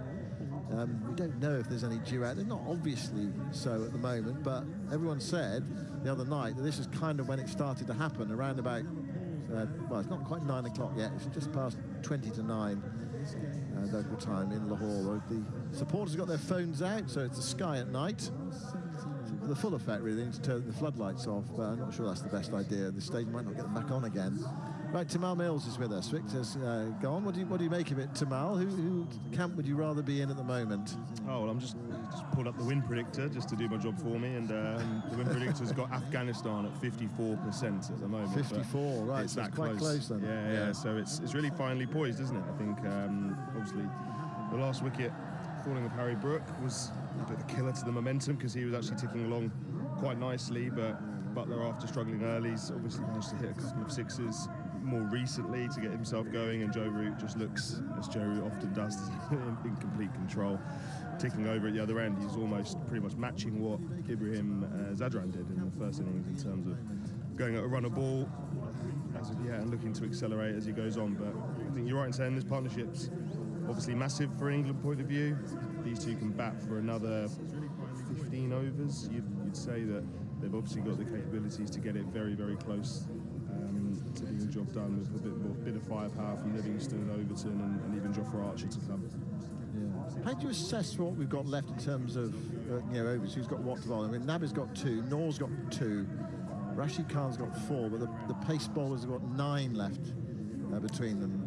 Faruqi and Azmatullah. Yeah, and we haven't seen Gulbuddin Naib either, so he has been bowling, and he bowled actually quite a lot in the first game, but we haven't seen him yet, so he might chip in with a few overs as well, because just in case. I want to split it up because you don't want to get used to facing one pace of delivery too much, so we might see Gulbuddin Naib come in.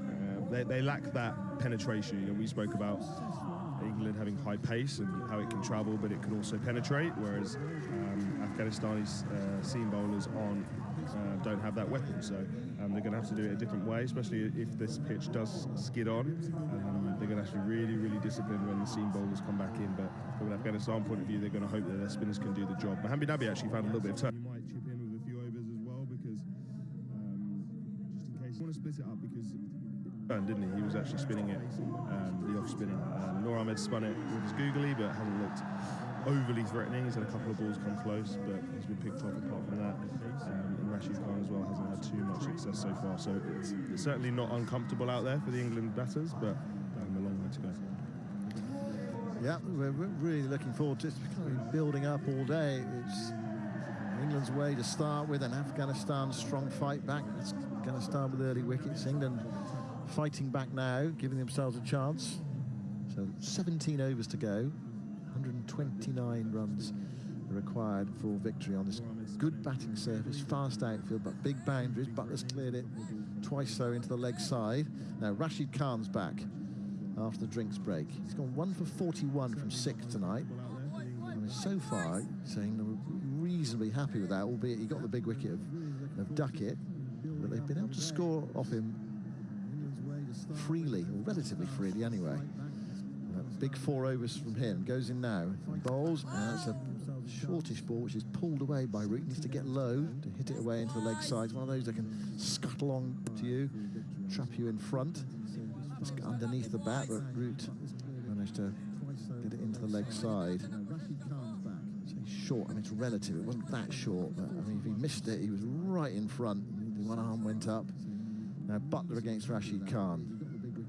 Rashid bowls. Butler gets the ball outside the off stump, which he pumps away through the offside out towards deep cover. They've gone for 1. They're coming back for the second. Hit it very cleanly, and that fielder on the deep cover boundary had to be really alert there to get round from that going away for 4. It's 2 more runs to the total. 200 up for England in the 34th over.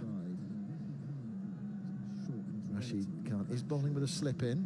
And he bowls now to Butler, and Butler plays it back to the body. Should have stopped that, Rashid. Now England a bonus run. It was hit reasonably firmly back to him, but not that firmly. He shouldn't have stopped it. And it went away from him up towards mid-off. Another run to the total. Butler to 33. England to 201 for 4. What is turning into a fascinating match. Rashid bowls inside edge onto the pad there, I think, from Root. There's a yelp from the bowler as he thought he got through. The ball went away into the onside. Keeper out from behind the stumps towards mid-wicket to pick up. And there is no run to Rashid bowling with a long on, long off. Deep cover square, a deep backward square leg. That one is, again, one of those ones that scuttles through. Root gets low on the pull, back towards deep forward. Fielder runs to his left to pick it up and return it to Gurbaz. 202 for 4. 5 off this Rashid Khan over. The required run rate for England is 7.67. Crowd goes quiet. Butler waits. 33 not out. Rashid bowls to him, gives himself some room, hits it through the offside. They might get 2 here again out towards deep cover. No, they don't. Fielder coming in from the boundary quickly. Keeps it 2-1, but 6 runs off that Rashid Khan over, and that means, of course, as well, another Rashid Khan over ticks away, so he's only got 3 left now, and England need 123 to win from 96 balls to none. Yeah, and there's a few deliveries there, back of the length, that definitely didn't bounce quite as much as what the batters were anticipating, so let's keep an eye on that as we go through. The last thing you want to do is play see a ball dropping short, go rock back to play your pull shot, and then it just dies on you, and you end up in that kind of display position on the wicket. So just got to keep an eye on the ball, and a little bit of variable bounce potentially, but the wicket still looks to be playing pretty well. So Jos Buttler's caught up nicely now, hasn't he? 34 from 35. Joe Root also to run a ball for 76. And yeah, looking pretty comfortable. England's two most experienced batters at the crease would have played together a long time. And they'll know the importance, obviously, Joe Root and Jos Buttler, two very senior players in this team. They'll know that this partnership that they're putting on together is going to go a long way in deciding if England are going to crash out of the tournament or live to fight Here's another day. Azmatullah back into the attack. Short ball is mispulled by Buttler.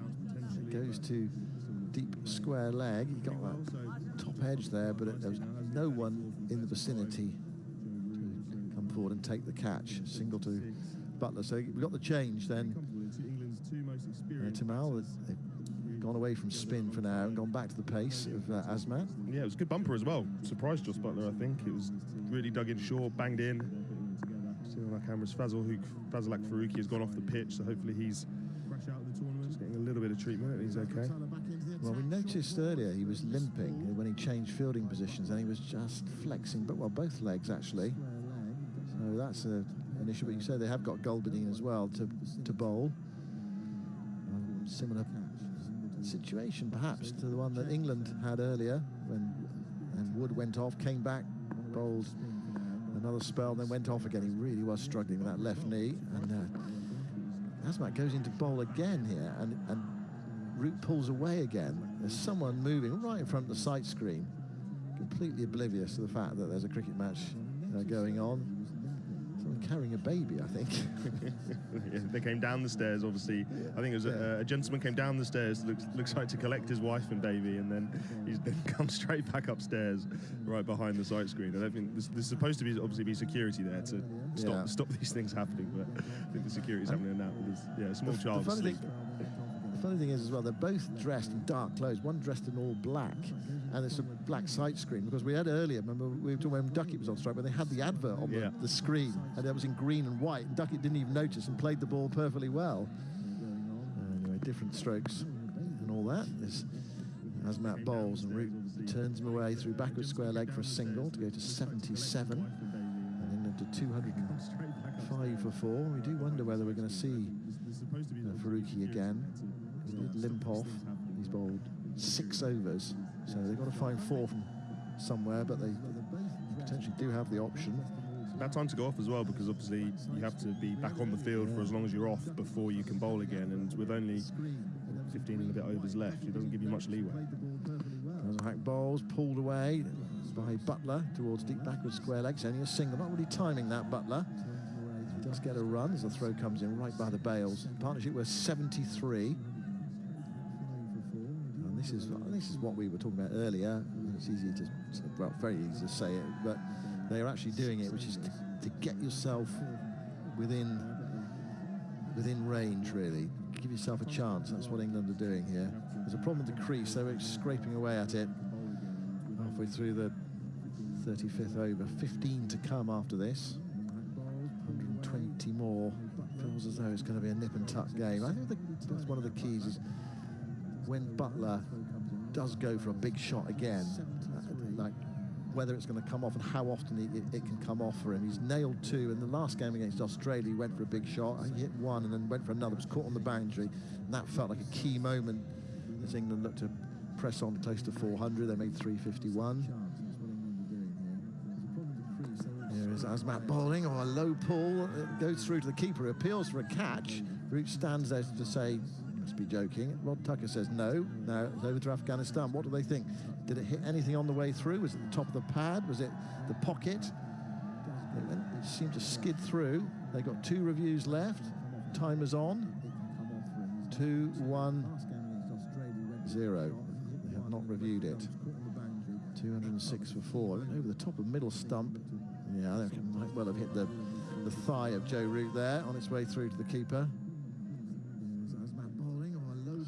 Again, yeah, I don't think there was any bat in that.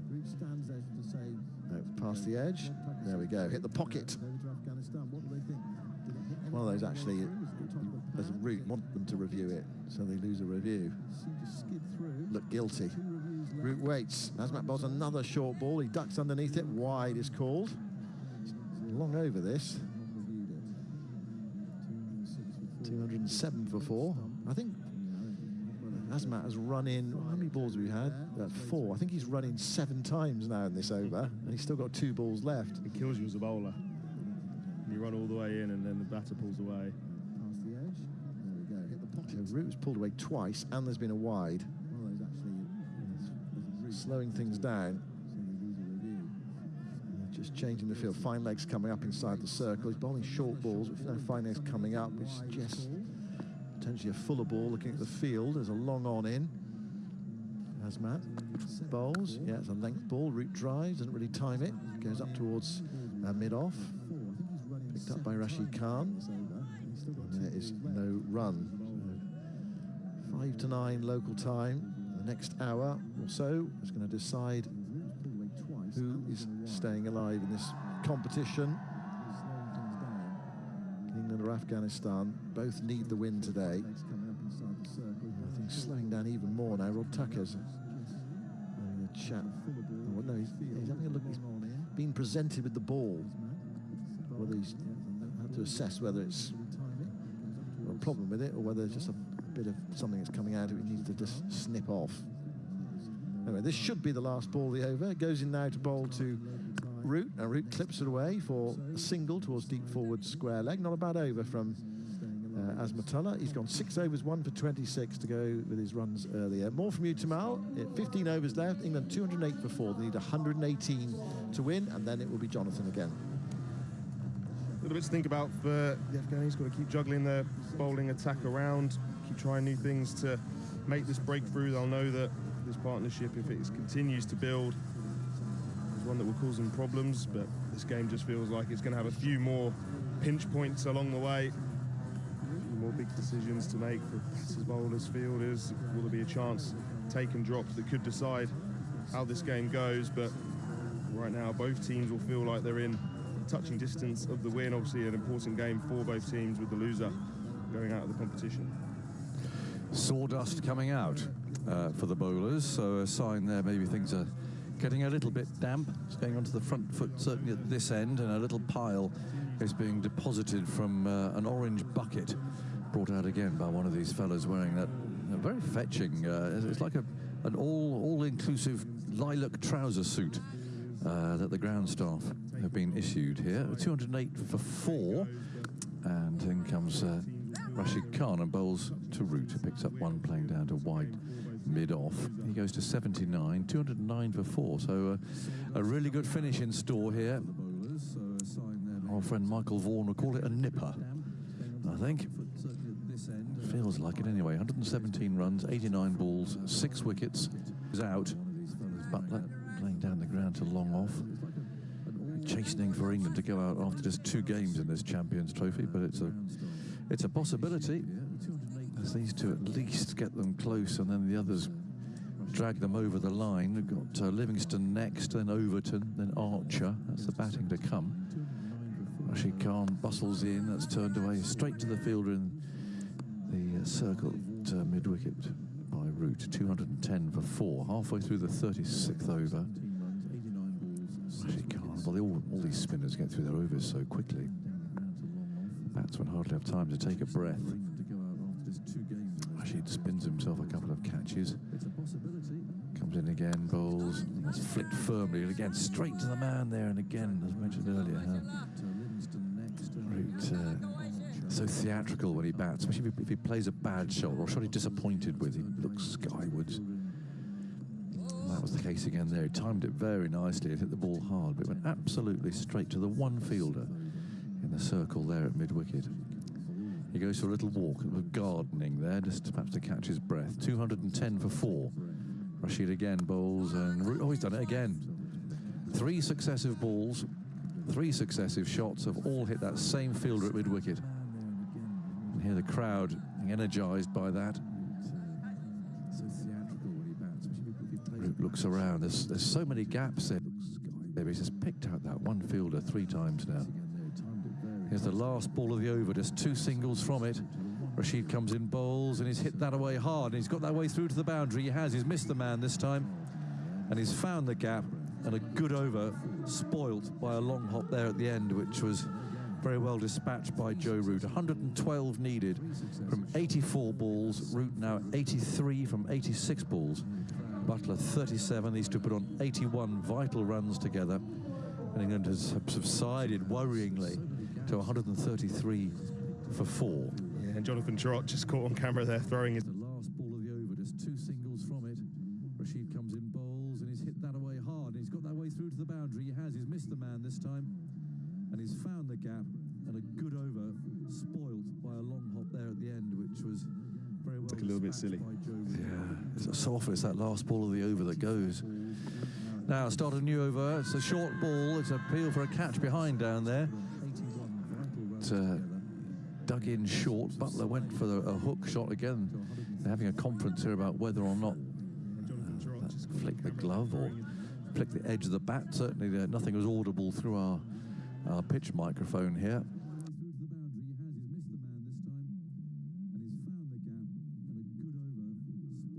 But Asmat bowled quite a hostile delivery there, which was through Butler really before he had played the shot entirely. Hurled in under his bat. 214 for 4 in the 37th. Yeah, they bowled a few good bumpers. We didn't really see many in the first innings, did we? From Archer and Wood in particular, but he's bowled a few good bumpers so far. Asmat bowls on off stump, Butler back and steals a single head a bit off the throw. Well, misses the stumps just. I think Butler was home actually. He set off immediately. It's Rashid who's very quick in the field.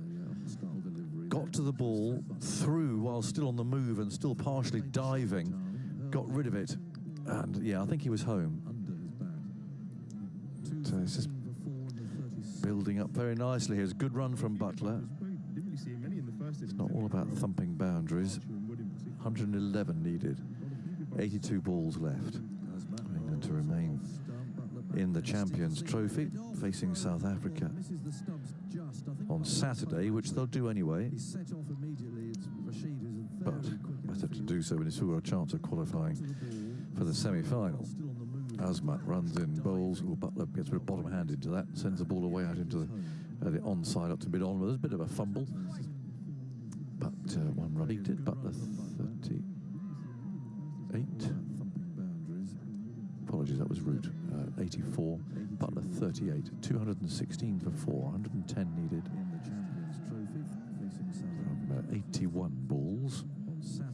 Did you say you were at training yesterday with England? Yes, certainly. It was actually rather nice. You can sit very close and watch. You're not cordoned off here, as you are so often these days. You can actually sort of feel as if you're almost part of it.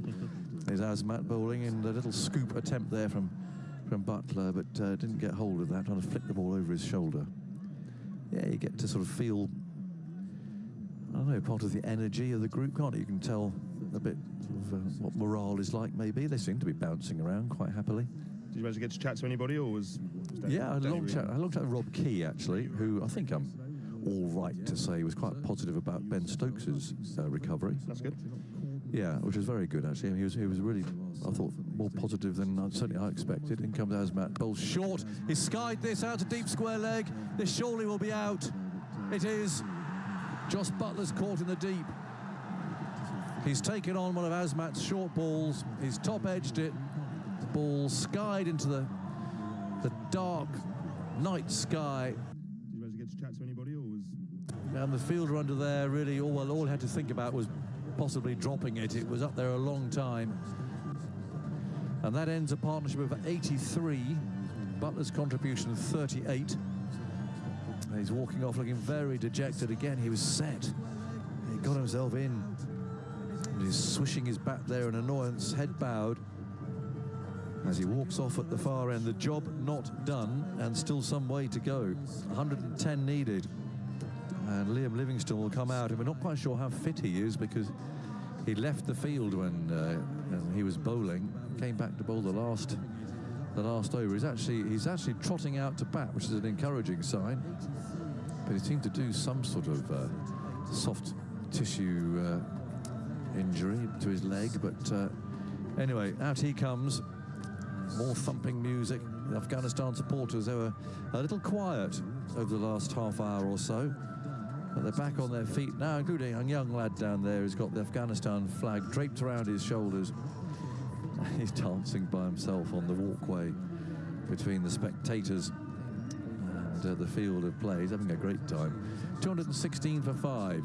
So, Liam Livingstone, what have you got? He's got Joe Root settled. So I was just going to say, it's another really good bouncer from Asmat. He's bowled a few of them since he's come back this spell, getting them really high. They're digging them right into the pitch, real effort balls up above the shoulder, around the helmet, and it was just outside the swing of Jos Buttler, so he's having to drag it to try and get it to the leg side. There's no control, and there's an easy catch at the end of deep square leg. So it's good bowling on a placid pitch to get those bounces nice and high and surprise the batter. It's really good bowling for those men. Yeah, effort, that's the word you use. That's absolutely right, isn't it? I mean, they're bouncers with intent. Really, really drilled into the pitch. Get that bounce, very good line, back off stump. And Buttler trying to drag it across, got that top edge. So, 216 for 5. And just when England seemed to be going over the hump, as it were, they're back going up the hill again. And Livingstone on strike. In goes Asmat and bowls the first ball to him. It's a thick edge, a genuine edge, and he's got a streaky 4. That was the edge that goes to slip, that sort of an edge. From the ball again that bounced. He's not a big man, Asmat at all, but he's got some energy, and he bowls at a decent pace. And again, that surprised Livingstone. It hit high up on the bat and flew away to the boundary. 220 for 5, 106 needed from 78 balls. The rate required is fine, but it's the wickets they have in hand. Yeah, Jonathan Trott's living and breathing every ball, isn't he? He keeps popping up on the monitor. Yes, very, very into it, which is great to see. You want your coach almost to. You need a level of calm, but you also want them to care and you want them to be invested. And Jonathan Trott certainly is. He's been in charge of Afghanistan now for a few years, hasn't he? So yeah, he's done a great job with them, actually. Yeah, he really has. Obviously well ingrained. 106 needed. Second. Sorry, I was saying obviously well ingrained in everything that's going on. Yes, absolutely. Now, it's down to Joe Root, really, you feel. He's got to steer England home here. He's on 84 from 87 balls. Noor changes ends, and I must say they've really moved his spinners backwards and forwards and from end to end and varying it, and they've all bowled 8. So the 3 spinners have got 6 overs between them. Noor comes in now and bowls to Root. He's on the back foot. Livingstone a bit slow setting off, but he seemed to run okay. I'm just looking at any sign of a limp or anything like that, but it looks like he's well strapped up. Greg de Wyman's been kept busy today, the England physio. And again, Noor incurring the wrath of umpire Wilson down there for running down the pitch as he bowls. The jovial West Indians seen him off. 221 for 5, 105 needed from 77. And now Livingstone looks around the field. He's just got to play for Root here at the moment. Get yourself in, play for Root, get him on strike. Rotate that strike around. Noor comes in, bowls, Livingstone on the back foot, carves that away out into the offside. Must be 1 run. To man on the boundary there. Plenty of words of encouragement coming from the crowd behind him. And from the wicketkeeper is particularly vociferous. 222 for 5. Root, 85. Noor moves in, bowls, pushes up very calmly down the ground to long on. 223 for 5. Makes you wonder how these wicketkeepers find something to say. Or are they repeating the same thing over and over and over again? Yeah, he's very chirpy there. Hands on knees, standing up. He'll crouch in a moment behind the stumps. Down he goes as Noor moves in, bowls. Oh, he took that one, but it just went past the edge of Livingstone's bat. Got that lovely slider, hasn't he? It's not so much as a big googly. He just slides that ball on. Although actually that was a googly, that one. Yeah, it's definitely his most threatening ball, googly from Noor Ahmed, going across the right-hander.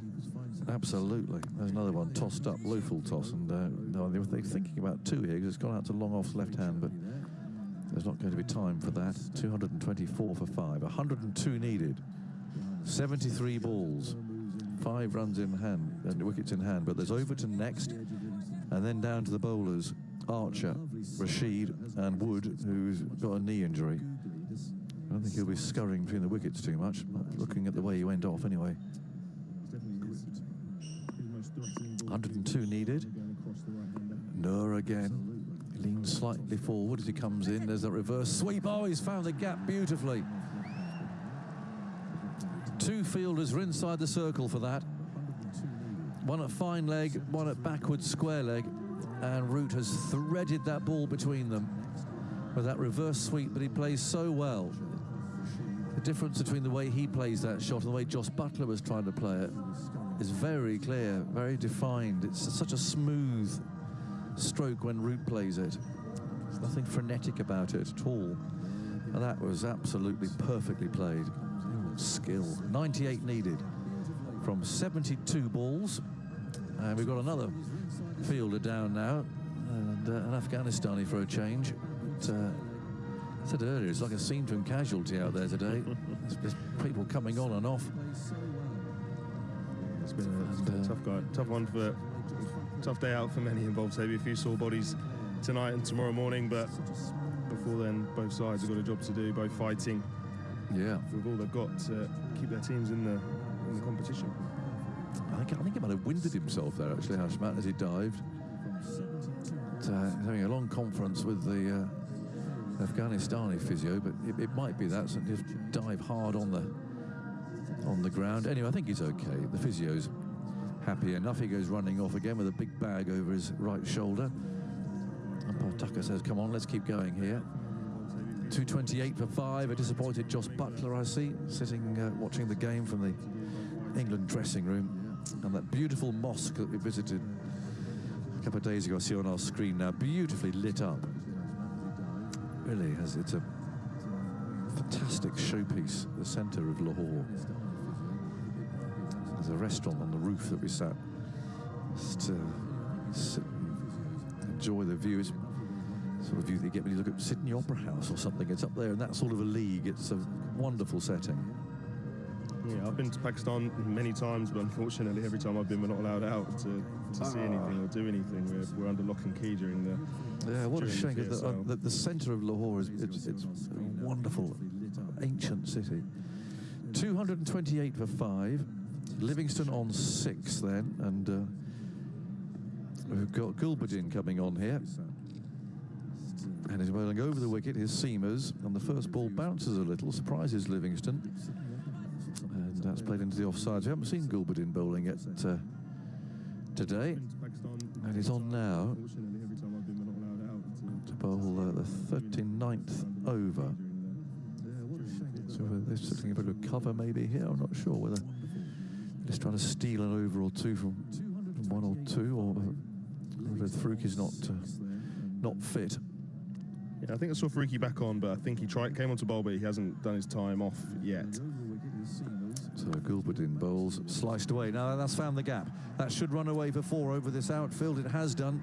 It's nothing more than a push, you know.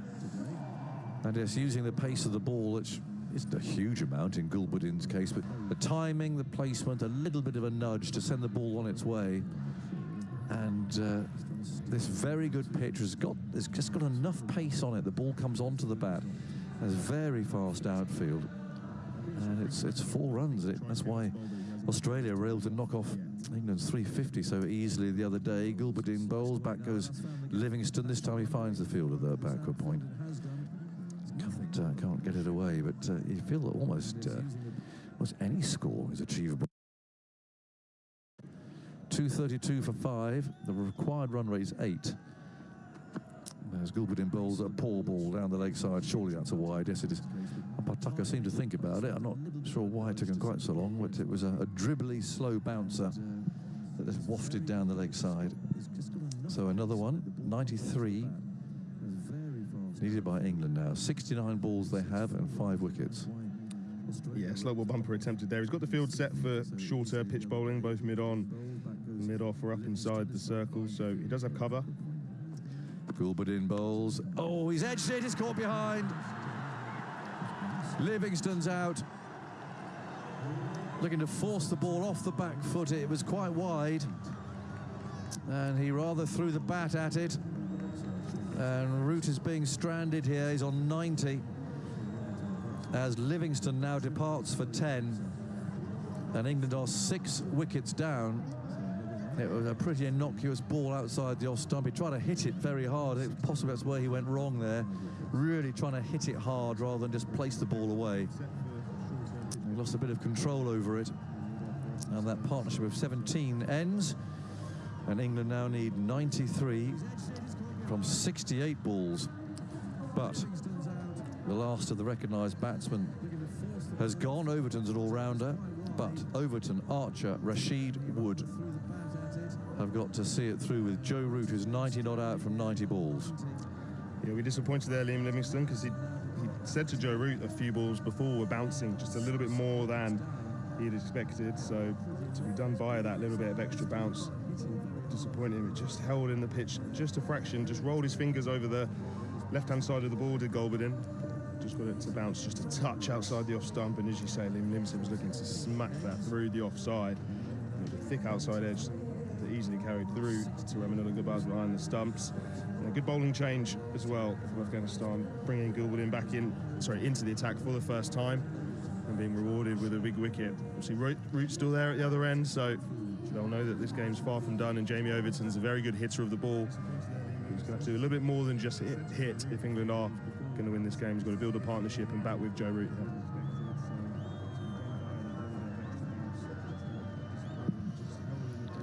Well, Jonathan's retreated after the loss of that wicket. 2:33 for 6. Simon Mann with you in Tamal Mills. And our coverage on 5 Sports Extra, ABC, ICC website. You can see that fall of Liam Livingstone on the BBC Sport website fairly soon. Here's Golberdin going into bowl to Overton. Overton pushes that way into the offside, offers the single to Root. Root says no. You know, Overton in this England one-day side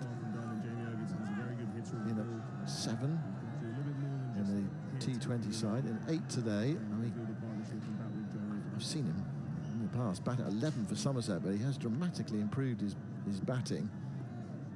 It's a big day for him. Golberdin bowls. It's nicely clipped away into the onside for one. They're going to look for 2 here, just outside the circle. They're coming back for the second. And Overton is off the mark.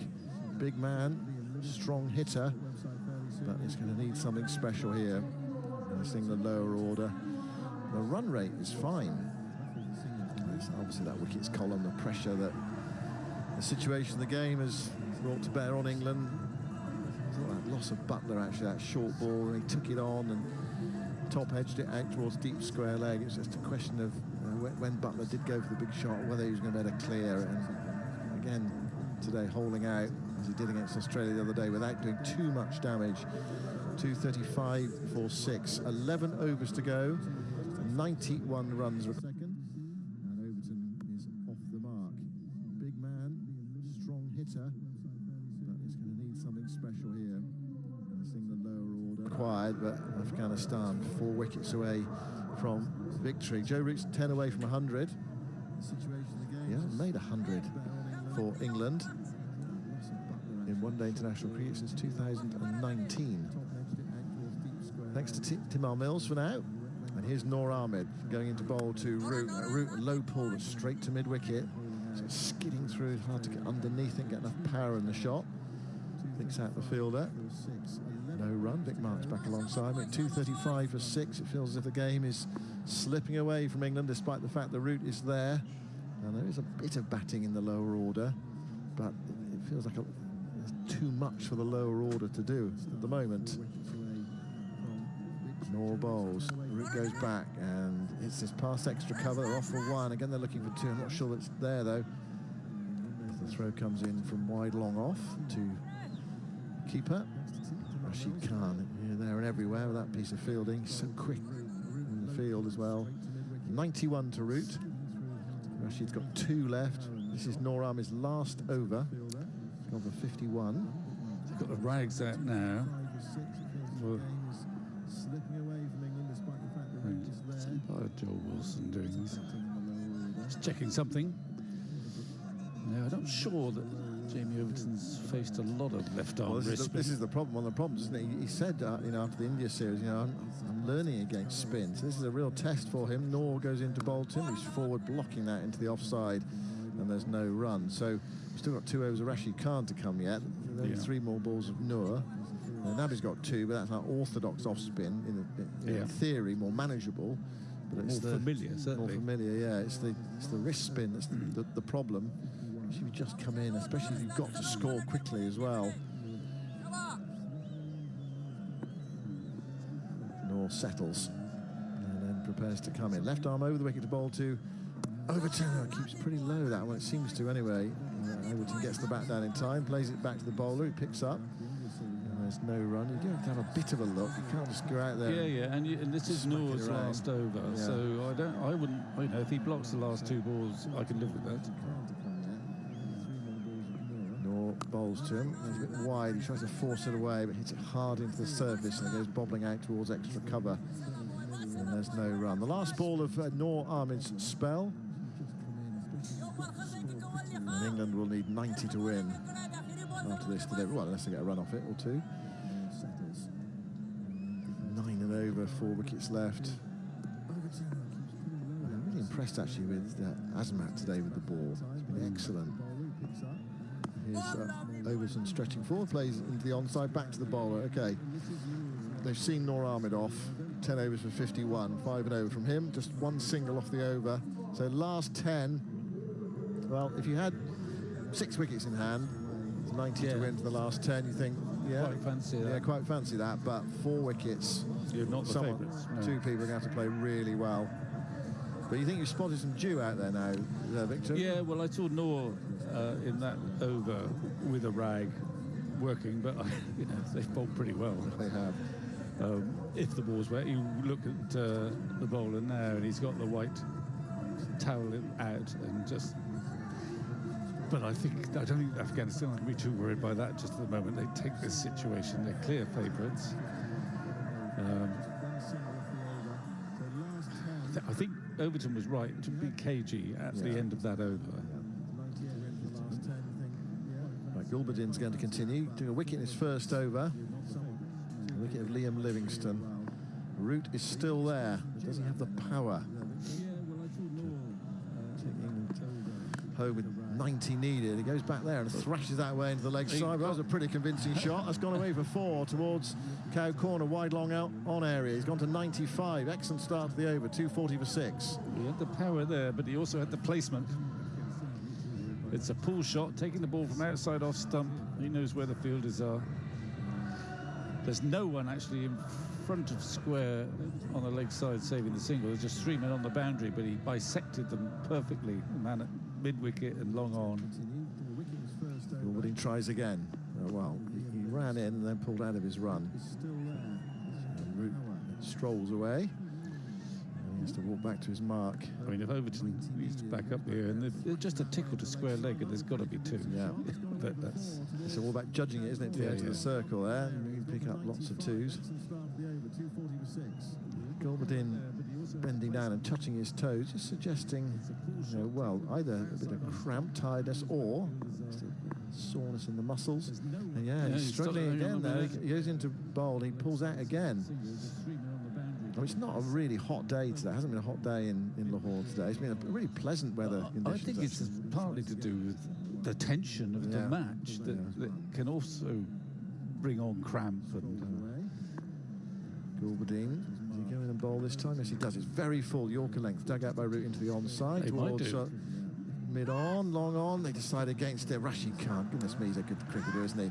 So Nabi was at long on, but Rashid Khan was at mid-off. He got there first, and England were looking for 2 there, but Rashid Khan got there and prevented it going for 2. So 241 for 6 with that single to Root. He goes to 96. He's about 15 years younger. Well, that's true. And it's been interesting watching during the breaks. Rashid Khan has been laying down the law. He's not captain, but he's been laying down the law. Well, he's setting the field now. Mid-off on the end of the circle. Overton on strike. Overton has 2. Gulbadin moves into bowl to him, and Overton clips that nicely into the onside, but he finds the fielder. Good diving save. It's Ramat Shah there, away to his left-hand side. It's straight mid-wicket. prevents Overton from getting off strike.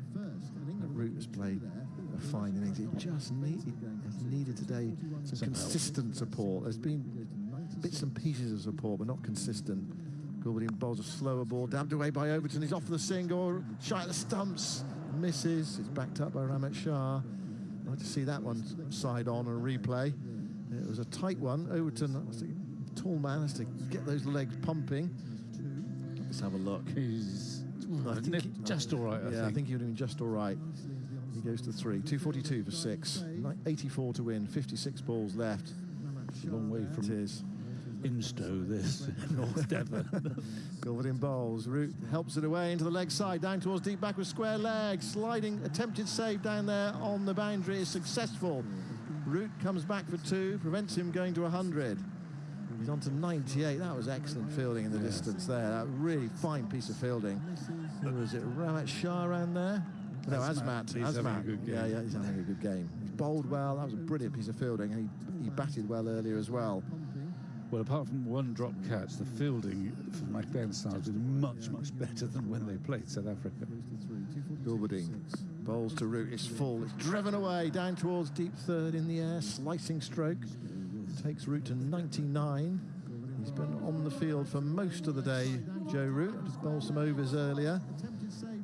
He came in the 7th over when Jamie Smith was out.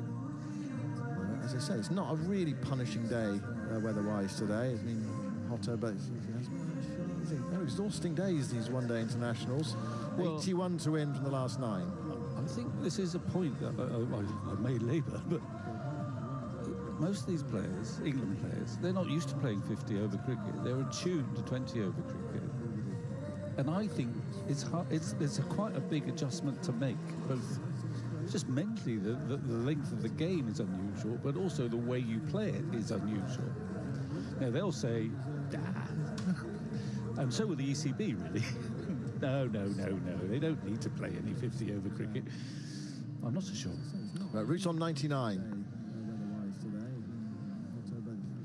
And it's going to be Rashid Khan to bowl to him. Root goes back, tries to flick it into the onside. Rashid dives and prevents Root getting the single. He wants for 100. Well, it's just a small game within a game at the moment, but there's a bigger picture. But first things first, you need to progress your own innings, giving England a chance. Rashid bowls to Root, and Root this time does turn it away. There's his 100. Backward of squares. He's going to come back for the second. No, he doesn't, just as well, because he'd been run out by about 2/3 of the length of the pitch. He come back for a second there. Well, there is Joe Root's 100. There's barely a celebration from Root. He hasn't even acknowledged the crowd or anything yet. The smoke goes up in the air. And that's a 98-ball 100, 17th in one-day international cricket from Joe Root. And then just a cursory raise of the bat and taking off the helmet. No more than that. It's the most undemonstrative celebration for 100 I think I've ever seen for an England player. I'll come back to that in a moment. But he's played superbly. It's been a fine innings from Root, giving England some hope. But there's a lot to do. Still 80 to win from 52 balls, and now it's Overton against Rashid Khan. Rashid bowls to him. Overton flicks it away, gets it down fine. Might get more than a single here. It's going down towards the boundary. Fielder runs back and knocks it back inside the rope. There's some relay fielding, and they come back for 3. Yes, they are. Throws on its way. And they are home for 3 runs. And Fazlhaq Farooqi is on the field now, so he's back on the field, the left armour. He was off for a while, but when can he bowl? 249 for 6. I remember Kevin Peterson in South Africa. I think it was East London. He was in the 90s, the last over of the match. England were losing, they'd lost the game. And I'll come back to that in a moment, because it's quite a funny story. 249 for 6. Rashid bowls, Root flicks it away up towards long on for a single. 250s on the board for England. So the game was gone, but Peterson, the last ball of the match, he had 6 to go to 100. What do you do when you've lost the game? It's the last ball, but you hit a 6 to go 100. He did not know quite what to do. Whether so to what celebrate. did he do? Well, he saw. I think he saw. Well, he did well not to punch the air. And leap around. Kiss the helmet. Yeah, Rashid bowls. Down the pitch comes Overton, helping this up towards long on along the ground. Run to the total. So off this over 6 with 1 ball to come, but the required rate is 9 now for England. 75 to win. You can score 40 off the last 4 on a good day. Possibly not with just 2 or 3 wickets left. Rashid to Root, reverse sweep, shout for LBW. Nothing from the keeper, it goes away into the offside. Nothing from the umpire. And more importantly, it's the end of the over. And the score is 251 for 6 with 8 overs left. Root's 101, Overton has 7. There was he could not contain himself. Look, he just scored 100 in that one day internationally. He could not contain himself, and then he had to suddenly think, oh, we've lost the game. Oh, hang on a minute, better not too pleased. Yeah, rein myself in. Anyway, look, he scored 100. I mean, which is a few more than most of his colleagues managed to do. Yeah. Well, there's still life in this game, but there's still a lot of work to do. I mean, I think Overton is going to have to. I mean, I think he's played quite nicely up to now, having not batted much at all. But he's got to give himself a bit of freedom because he can strike the ball. And Root, I don't know, he's played brilliantly. He has played brilliantly, and he just hasn't had the support. He's doing exactly the job that he was picked to do, but there's not been the know-how around him. No. Well, let's look at the support play from England today. Duckett 38, Salt 12, Smith 9, Brook 25, Butler 38, Livingston 10. So, you know, all got starts, but no one has played that significant hand alongside. The game's come to a halt. The towels are out from the England backup staff, toweling Joe Root down. He must be fairly tired out there. He is. He had to scamper a 3. He has been out there all day. Root's got cramp. He's got cramp as well. Yeah. He's just doing a few stretching exercises there. No runners, of course. Well, he's not allowed to go off. I can tell you that much. Well, 75 to win. I mean, he's going to need some support, isn't he? Some big hitting support from the lower order here to get England close. 75 from the last 8 overs. Oh, we've seen teams score that before. You translate that into a sort of T20 situation. It's a fairly standard situation, that equation, but it's the 6 wickets down that make it tricky. It's the day for Jamie Overton to step up, really, to produce something to show what he's got, because he can hit it, can't he? Oh, yeah.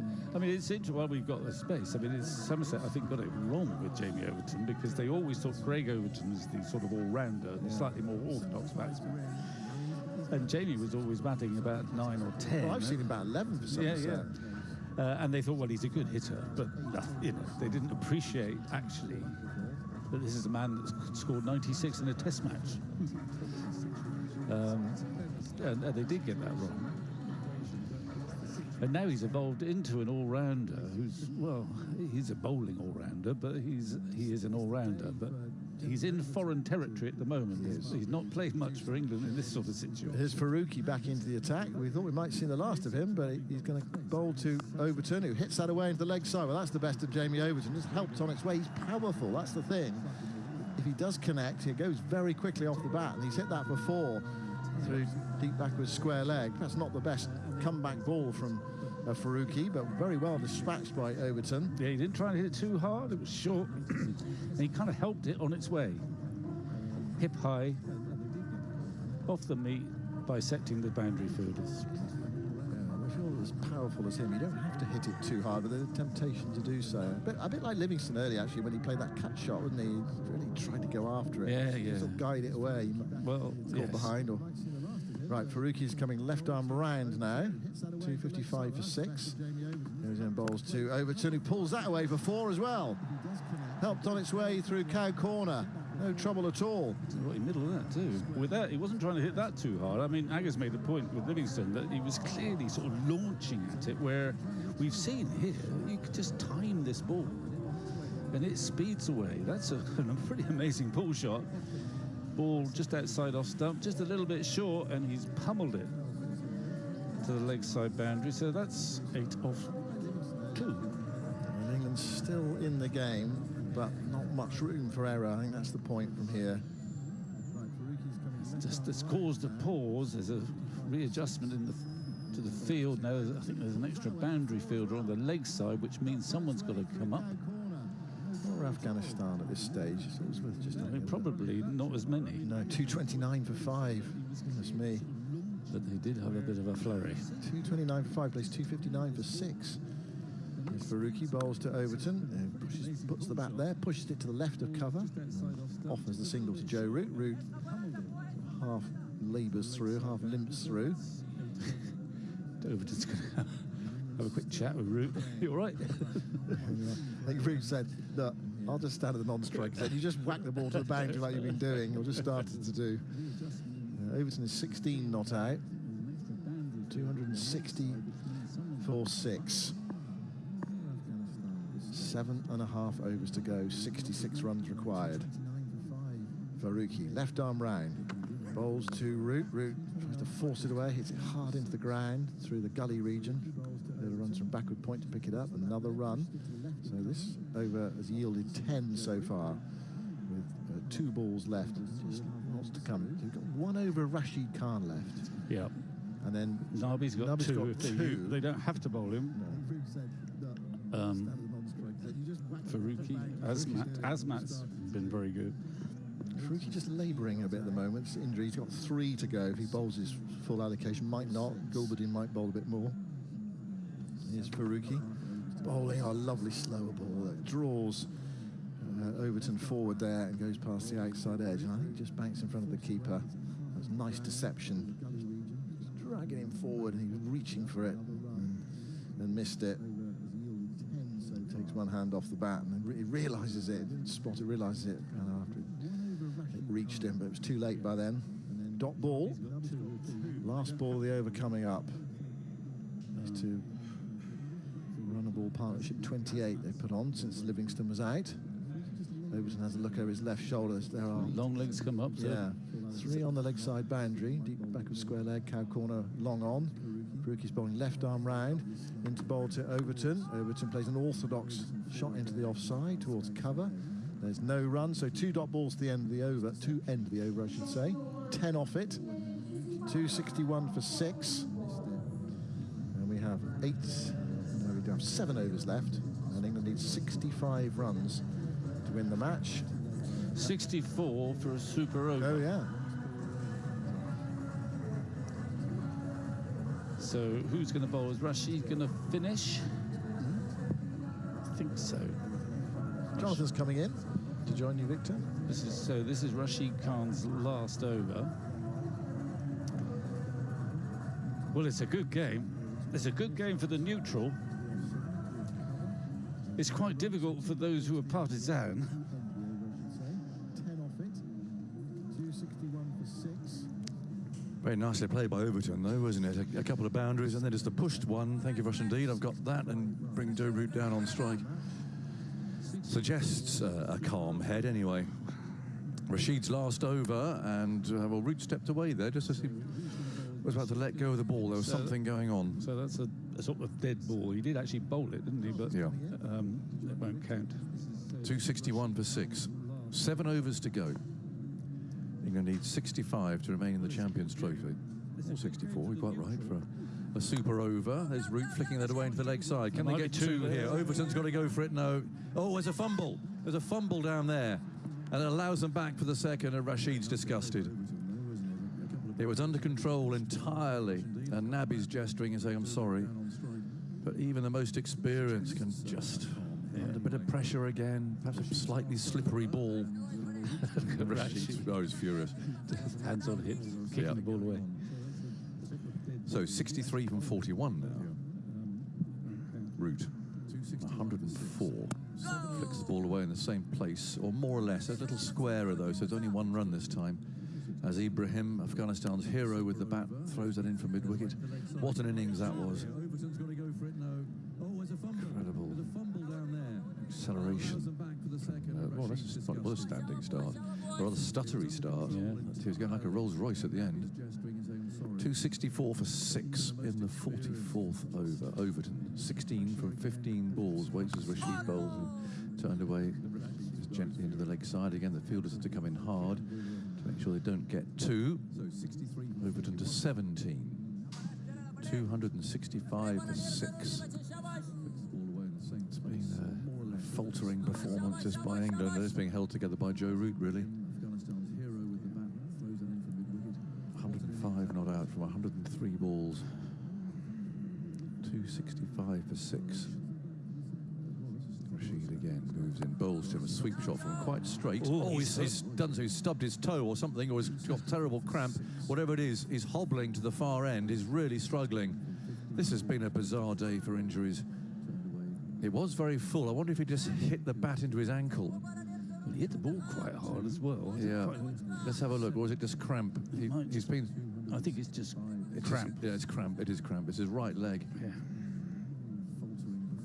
Rashid bowls. He's gone for a big hit here, Overton. He's hit it hard down the ground. It bounces once to long off. A desperate cry of catch it. Rashid's shouting at the fielder. He couldn't catch that, Rash. No, he couldn't. No, he's gesticulating with him. He's saying, how come he didn't run in and catch He's getting that? a terrible telling off. No one could have caught that. No one in the world could have caught that. No. No, he couldn't. It landed about 8 yards in front of him. Well, that just shows again the tension again, doesn't it? There is tension. But you don't talk to your fielders like that. Here's Root turning it away into the leg side. But Overton just strolls the run to this. Rashid's furious. He snatched his cap from umpire Wilson, who's saying it's not my fault. It does show that, doesn't it? It just shows that when it really is on the line, how tension and everything else does grip you. That's the end of Rashid anyway. 10 overs for 66. He's taken 1 wicket. 7 off that over. It's not quite enough, but it's the end of Rashid, so it's a less complicated form of attack. But still, 58 off 6 overs. It's a sort of equation, as I keep saying, that actually Overton will be familiar with in T20 cricket. I think he's gone to say sorry. It was young Noor down there. And Has he apologised? Yes. I'm sorry. Yes. So I've just seen the replay. You had no chance. Yes, yeah. Well, good on him. He's only 20, and then no one could have caught that. Yeah. Well, no, but I'm applauding Rashid for recognising that he's actually got that wrong. Yeah. Now, Faruqi, who's been off the field, he's been injured as well. It really has been the walking wounded today. I don't know how Mark Wood's going to go between the wickets if required. 268 for 6. Root's on 107. Goes for a little scoop. He's scooped it in the air, and he's scooped it a long way in the air. Over the moat for 6. What a shot. Premeditated. He knew, well, he guessed where the ball was going to be, and he shoveled it over his shoulder. And it certainly went up high. I thought for a horrible moment might have gone up vertically, but no, he got it absolutely perfectly. Dragged it from way outside the off stump. How does he play that shot? Because I don't he's know. not really looked at the ball onto the bat. But he could have middled it onto his head, you know. Yes, he could. And he knows that. I think he's now just breathing heavily, but it's an incredible shot. Extraordinary incredible shot. In this situation, too. Cullen looks as if I've seen that 1,000 times before, as he sits there just twiddling. 274 for 6, and Root drives elegantly this time, testing mid-off, who goes down, sliding across the surface, and throws the ball in securely. They take 1, though, 275 for 6. Root again, that dejected look that he shows sometimes. Oh, I should have hit that for 4. Yeah, it was a hard volley, but he placed it almost well enough. He's got the 1 there. Still can't get over that shot. Because the ball wasn't quite in the right spot for that scoop, but he still managed to. He's reverse scooped it, according to Hawkeye, for 72 metres. 275 for 6. What's the next one going to do? Faruqi goes left on from round the wicket. That's pushed by Overton up to mid-off. And there's no run. The story of England's innings, horrible start. Salt and Smith, shocking shots, particularly Smith's. Duckett, 38, dropped on 30. Brook, 25. Butler, 38. Well set, a good partnership that with Root. Livingston, 10. But throughout much of that chaos, Root has stood firm and just led England's chase. 114 from 107. Chanceless innings. Nutrifactors Ginseng. 51 needed, 33 balls. Faruqi moves in, bowls. That's flicked away into the leg side by Overton. He's got that away nicely. They'll get 2. They should get 2 as long as Root's cramp allows it. And it does. Back he comes, just trotting into the non-striker's end. The trouble with cramp is you never know when it's going to strike. It can go horribly at any moment. You end up jumping along on one leg, don't you? Have you ever had cramp in your life, Victor? Yes. I'm trying to think how. I don't know, but I sometimes get it now lying in bed. I was going to say, I doubt it was through playing cricket, surely. 277 for 6. Overton on 20. Faruqi runs in, bowls to him fully, drives out very hard. Chase for long off, round to his left. Down he goes again, picks up quickly. Good fielding. Cleanly, very good fielding. It's Rashid, who's leading by example, having told off Paul Noor. He's now having to show this is what I meant. And he's doing very well down here. 278 for 6. They have a long off and a long on for Overton. And they've kept third man and short fine leg up inside the circle for Root. So is he going to try another of those? This is how he knows where the ball is likely to be, isn't it? I mean, you don't know what line it's going to be, but he has to bowl full, really. The field like this. And he goes again, bowls. Yes, he does go for it and misses this time. A reverse sweep attempt this time, really. But he was setting up for the ramp because he knows with this field, the bowler has to bowl full. Therefore, you chance your arm as far as the line is concerned. At this point, England is still just ahead, but Afghanistan went berserk in the last few overs. Apart from the last one. But it's 278 for 6 England. Afghanistan were 266 for 5. There's that 23 run over that Joe bowled, actually. More relevant, perhaps, as I look at these numbers, is it's 48 runs for victory in 30 balls. That's 48 off 5 overs, which is doable. It's almost the perfect equation if you're the neutral. I'm sure it's the perfect equation if you're in the England dressing room or indeed the Afghan one. Well, no. It's good if you're in the commentary box, really. It's good in the commentary box, but I'm not quite sure it's like driving up the M1 but, if you're an England supporter. But anyway. It's a good little partnership, this, of 45 of 38 balls. Yeah, and I must say Overton, well, I'm not saying how Overton's playing. Well, you can commentate. No, because people will shout at me. Well, Azmat's back. He's bowled 7 overs and bowled very well. Yeah. You've got to watch out for his skiddy bouncer here. Especially Overton, because he does take the short ball on. He quite relishes. The two ones he's hit have been more hip high than sort of shoulder high. You need to bounce it pretty high to find Overton's shoulders, of course. He's 6'5". Interesting field. They've got fine leg is fine, and up on the edge of the circle. Azmat runs in bowls, and he gives himself a bit of room here. Steps away to leg. He's got it into the leg side. They should get 2 as the field there scrambles desperately over the practice pitches, the shaved area, right on the boundary edge to our left there. So the ball obviously goes a little bit faster over there, but that was a good piece of fielding. They've saved the boundary. That's the main thing as far as Afghanistan's concerned. 280 for 6. I saw quite a bit of the game against South Africa. I think their fielding was 10 times worse. Yeah, terrible. They've been pretty good today. They've dropped one catch, but they've been diving left, right and centre. Overton, 23. Azmat comes in, bowls to him. Forward he goes. He wants a quick single there, edge of the circle. The throw misses the stumps. That would have been tight, and now he's limping. Who, Overton? Overton's limping. What's he done? Oh. 7 for more troops. There's no one left. They'll have Jimmy Anderson playing on Saturday. Well, it might improve things. Whoa. What's he done now? He ran through, he looked all right, and then just at the last minute there, he's done. He's all right. It looked a bit hamstringy, but I don't know. Let's have a look. Anyway, he's carrying on. Well, he can't not carry on. No, he can't. So you've got one batsman with cramp, another one with as yet an undiagnosed leg injury, and England need 45 to win. Third man doesn't know whether he's got to be up or back. He's just coming up. No, fine leg's gone back again. They're all over the place. 281 for 6. 45 off 28. Terrific finish. Azmat runs in, bowls to Root, who pulls that across the line for 4. Well played. Square leg up, fine leg back, mid-wicket back. There was a gap there as long as Root could find it, and he had to drag the ball there into that leg side. It was the right length for it, but it was pretty wide outside the off-stump. A slower ball, which I think might have deceived him initially. I know, but he's just gone through with the shot. It's amazing, but he somehow adjusted. It wasn't a bad ball. And it took some hitting down to there when it was a slower ball just outside off-stump, but he managed to help it around off the meat. You've got to be in to do that. 41. And a minor genius. Yeah, but he's got some gas blasts. I'm not surprised. There's the smoke going up. And now what's happening? There's another stoppage now. Because I don't know. I've lost track of injuries.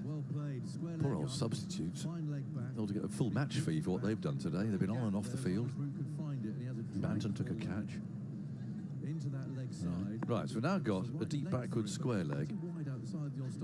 Asmat scurries in, bowls short. So get toe ends this. Now they could get two as long as the injuries permit.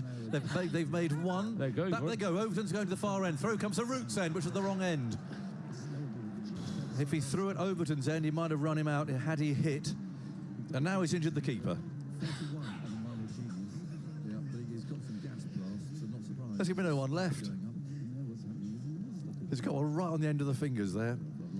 Oh dear, that's sore. The horrible throw. Keeper was there. I think he should have gone to Overton's end. Root was always in. But they got there too. That's all that matters. 39 from 26. And these two put on 54 really quickly. 42 balls. A bit more time for everyone to compose themselves. And is that a towel I see? I think it might have had I've seen towels. Yeah, a bit of dry there. Yeah, so a little bit of dew forming. 287 for 6. 2 balls to go in the 46th. Root. 120 not out. Asmat on his way again. Comes in, bowls short to him, and he's caught behind. Root is out. He looks skywards as he walks off. He was trying to run the ball towards third man. And it wasn't sort of an orthodox edge. It's quite a bit of bat on that. He was trying to steer the ball. And he steered it straight into the gloves of the keeper, who a moment ago was writhing in agony. But he wasn't going to drop that. And England lose the crucial wicket. That's the one they really, you feel, they could not afford to lose. He was trying to run the ball to third man.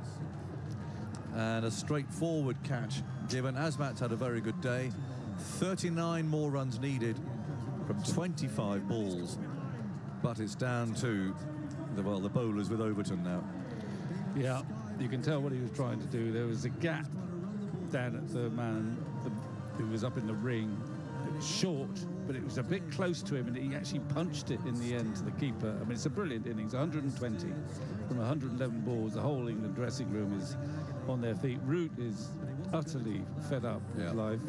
Wanted to see them home. He got them very close. He's done all he can today. He hasn't had quite as much support as you'd hope for.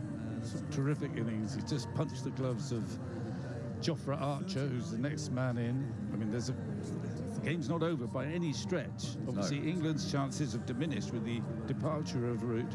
He's still cursing as he walks off there behind the side screen. But he gave Archer a touch of the gloves and then a slap on the back. So you can't give any more encouragement than that.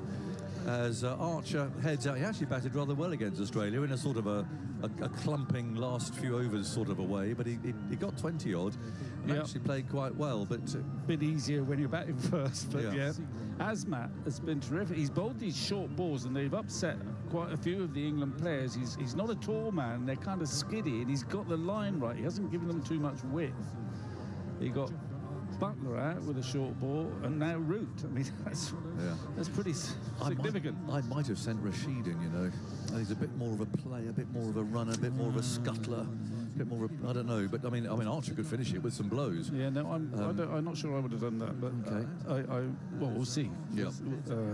Well, Archer's he's taken guard. He's looking around,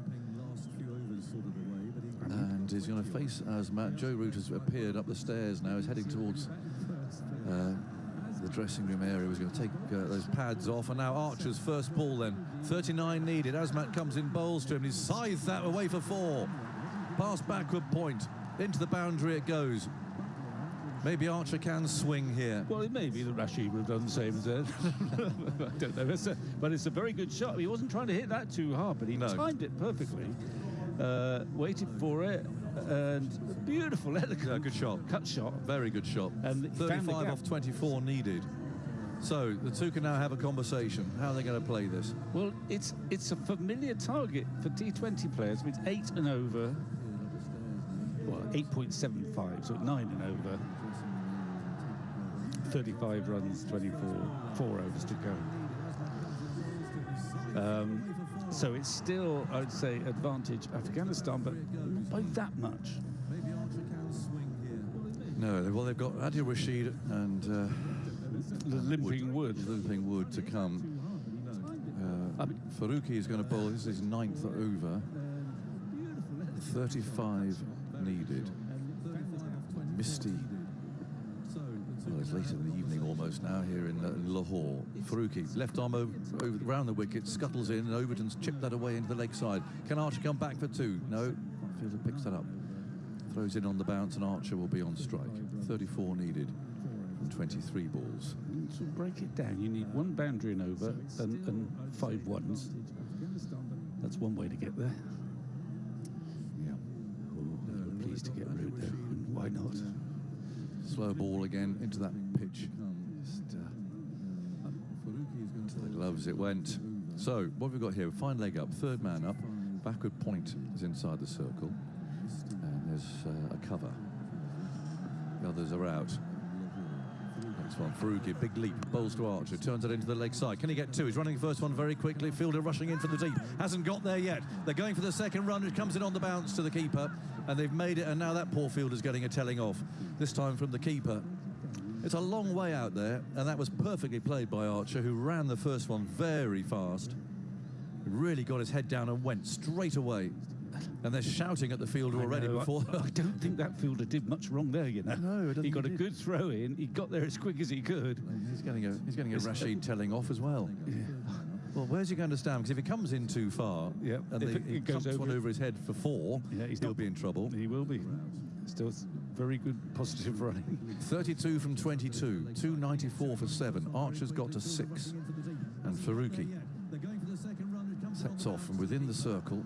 Left arm, round the wicket, lively medium, bowls. Oh, there's a lucky shot from Archer. Bottom edge, and it's running away through fine leg, who's up on the edge of the circle, who skids it into the boundary. Well, that was one of those. Bottom edge, a very, very fortunate edge, and it's run away for 4. 28 needed from 21. The fielder despairingly chased it all the way down to the boundary and ended up almost slip-sliding it in, but that was, well, a bottom edge from roundabout off stump, past the wickets and down into the boundary. 28 needed. It's got super over written all over it. It could well be super over. Oh. So Archer's got 10 off 3. Now they've brought an extra man into the offside here. So Archer waits for Faruqi, who rushes in. He's there and he bowls a low full toss, which is thumped down the ground. And Archer's turn now to curse rather as he hits the field, but they've got one. Yeah. 299 for 7 in the 47th. 27 needed from 20 balls. Past the wickets and down into the boundary. 28 needed. If you, well, I don't suppose it matters too much to South Africa, but they'll be watching. Yeah, everyone will be watching. Faruqi again, he's bowling to Overton, and he bowls, he's right up on the block, he's hit that hard, but he's hit straight to the fielder, but there's a fumble out there. They're going to come back for the second. Oh, that's a bad piece of fielding. Yeah. That's pressure. That is pressure. That should only have been 1. The 300 comes up, and that was a bad fumble out there. It can happen to anybody, but just when it really matters, he's lucky, actually, it hit his ankle. Yeah, it could have gone for 4. It would have gone, it went straight through his hands for no reason. And out, well, he was just lucky that it didn't go for 4. 301 for 7. Jonathan trots cross about that. He's got his arms folded. The next one from Faruqi is pushed into the leg side, doesn't go anywhere, and the bowler himself fields. So 301 for 7. We've got 18 balls left, 25 runs needed, 3 wickets to get England over the line. Victor, thoughts from you, and then Simon Mann. Well, there were 10 off that over, which is just about enough for England. There's 25 runs, 18 balls, 3 wickets. If you were writing the short story, this would be the perfect equation now, I think. I don't know what all the sites are telling us who's favourite. It's very, very tight now. Overton's done a grand job. Archer's been exceptional since he'd come in. I think it's going to be Seam from here on in, probably. Asmat, he's a bit of a danger man. He's got 3 big wickets already. These skidding bounces, mostly he's caused havoc. He's bowled superbly. 3 for 45. 2 overs left for him. 3 overs left in the match. 25 runs to win. Archer on strike on 11. Azmat goes in, bowls to Archer, short ball, it's a wide, wafted at it down the leg side, another one of those short balls from Azmat. Every little helps England. 24 from 3 overs. I mean, you would take that. I mean, if you'd said to England at the start of the innings, we'll need 24 from the last 3 overs, they would have snapped your hand off for that. But what they wouldn't have snapped your hand off was that wickets column, 7 down. But they have 2 players in there who were more than capable. Rashid to come and Wood, who was hobbling earlier. Azmat moves in, bowls to Archer, full, swung away in the air. The fielder runs around, is he going to catch it? No, he does not. He drops it. Goes out towards wide long off. Then there's a bit of confusion, and they don't run the second. Well, it was always odds on the ball there, I think. Yeah. It was swirling away from the deepish mid-off fielder. There was a slicing stroke in the air from Archer, giving himself some room. Big swish outside the off stump. Never felt as though Rashid Khan was going to get underneath and catch. If anyone can, Rashid Khan, but he couldn't quite get there. No. So it's gone down. They've gone through for a single. It's 303 for 7. It's 23 to win from 17 balls. This is the game that the Champions Trophy craved, really. Tight finish. Azmat moves in, bowls to Overton. Overton swats it away into the leg side. He's hit that well. It's going out towards the deep backward square leg boundary. It's gone away for 4. Ibrahim Zadran, who made that brilliant 100 earlier, couldn't get round. Away to his right-hand side. And Overton struck that so cleanly. And now it's 19 to win from 16 balls. It's about the wickets for England. Wickets preservation, the runs per over, the runs per balls, manageable. Who's going to keep their nerve in these last 2.4 overs? For about the first time in 3 hours, England are favourites, I think now, just. But that short ball, he picked it, he waited for it. You could hear the crack, he got it out of the middle. He's played some great pull shots. It's the wickets, isn't it? If it's even 6 down, yeah, say, England, but 7 down, can't afford many mistakes from here. Rashid can bat, we know that, but it's a pressure situation to come in and pick up the mantle straight away. And Wood, we know he can bat as well. Anyway, see if we get to them. Azmat bowls to Overton, slower ball, helped him to the leg side, out towards deep mid-wicket, gets out there very quickly, does strike the ball well, Overton. He almost hits it too well. He gets out to deep mid-wicket so quickly. 18 to win from 15 balls. Thank you for choosing to listen to BBC Radio on the internet. Unfortunately, the current program on this station is unavailable. This is either due to contractual reasons or temporary technical fault. Please try again later. Thank you for choosing to listen to BBC Radio on the internet. Unfortunately, the current program on this station is unavailable. This is either due to contractual reasons or temporary technical fault. Please try again later. Thank you for choosing to listen to BBC Radio on the internet. Unfortunately, the current program on this station is unavailable. This is either due to contractual reasons or temporary technical fault. Please try again later. Thank you for choosing to listen to BBC Radio on the internet. Unfortunately, the current program on this station is unavailable. This is either due to contractual reasons or temporary technical fault. Please try again later. Thank you for choosing to listen to BBC Radio on the internet. Unfortunately, the current program on this station is unavailable. This is either due to contractual reasons or temporary technical fault. Please try again later. Thank you for choosing to listen to BBC Radio on the internet. Unfortunately, the current program on this station is unavailable. This is either due to contractual reasons or temporary technical fault. Please try again later. Thank you for choosing to listen to BBC Radio on the internet. Unfortunately, the current program on this station is unavailable. This is either due to contractual reasons or temporary technical fault. Please try again later. Thank you for choosing to listen to BBC Radio on the internet. Unfortunately, the current program on this station is unavailable. This is either due to contractual reasons or temporary technical fault. Please try again later.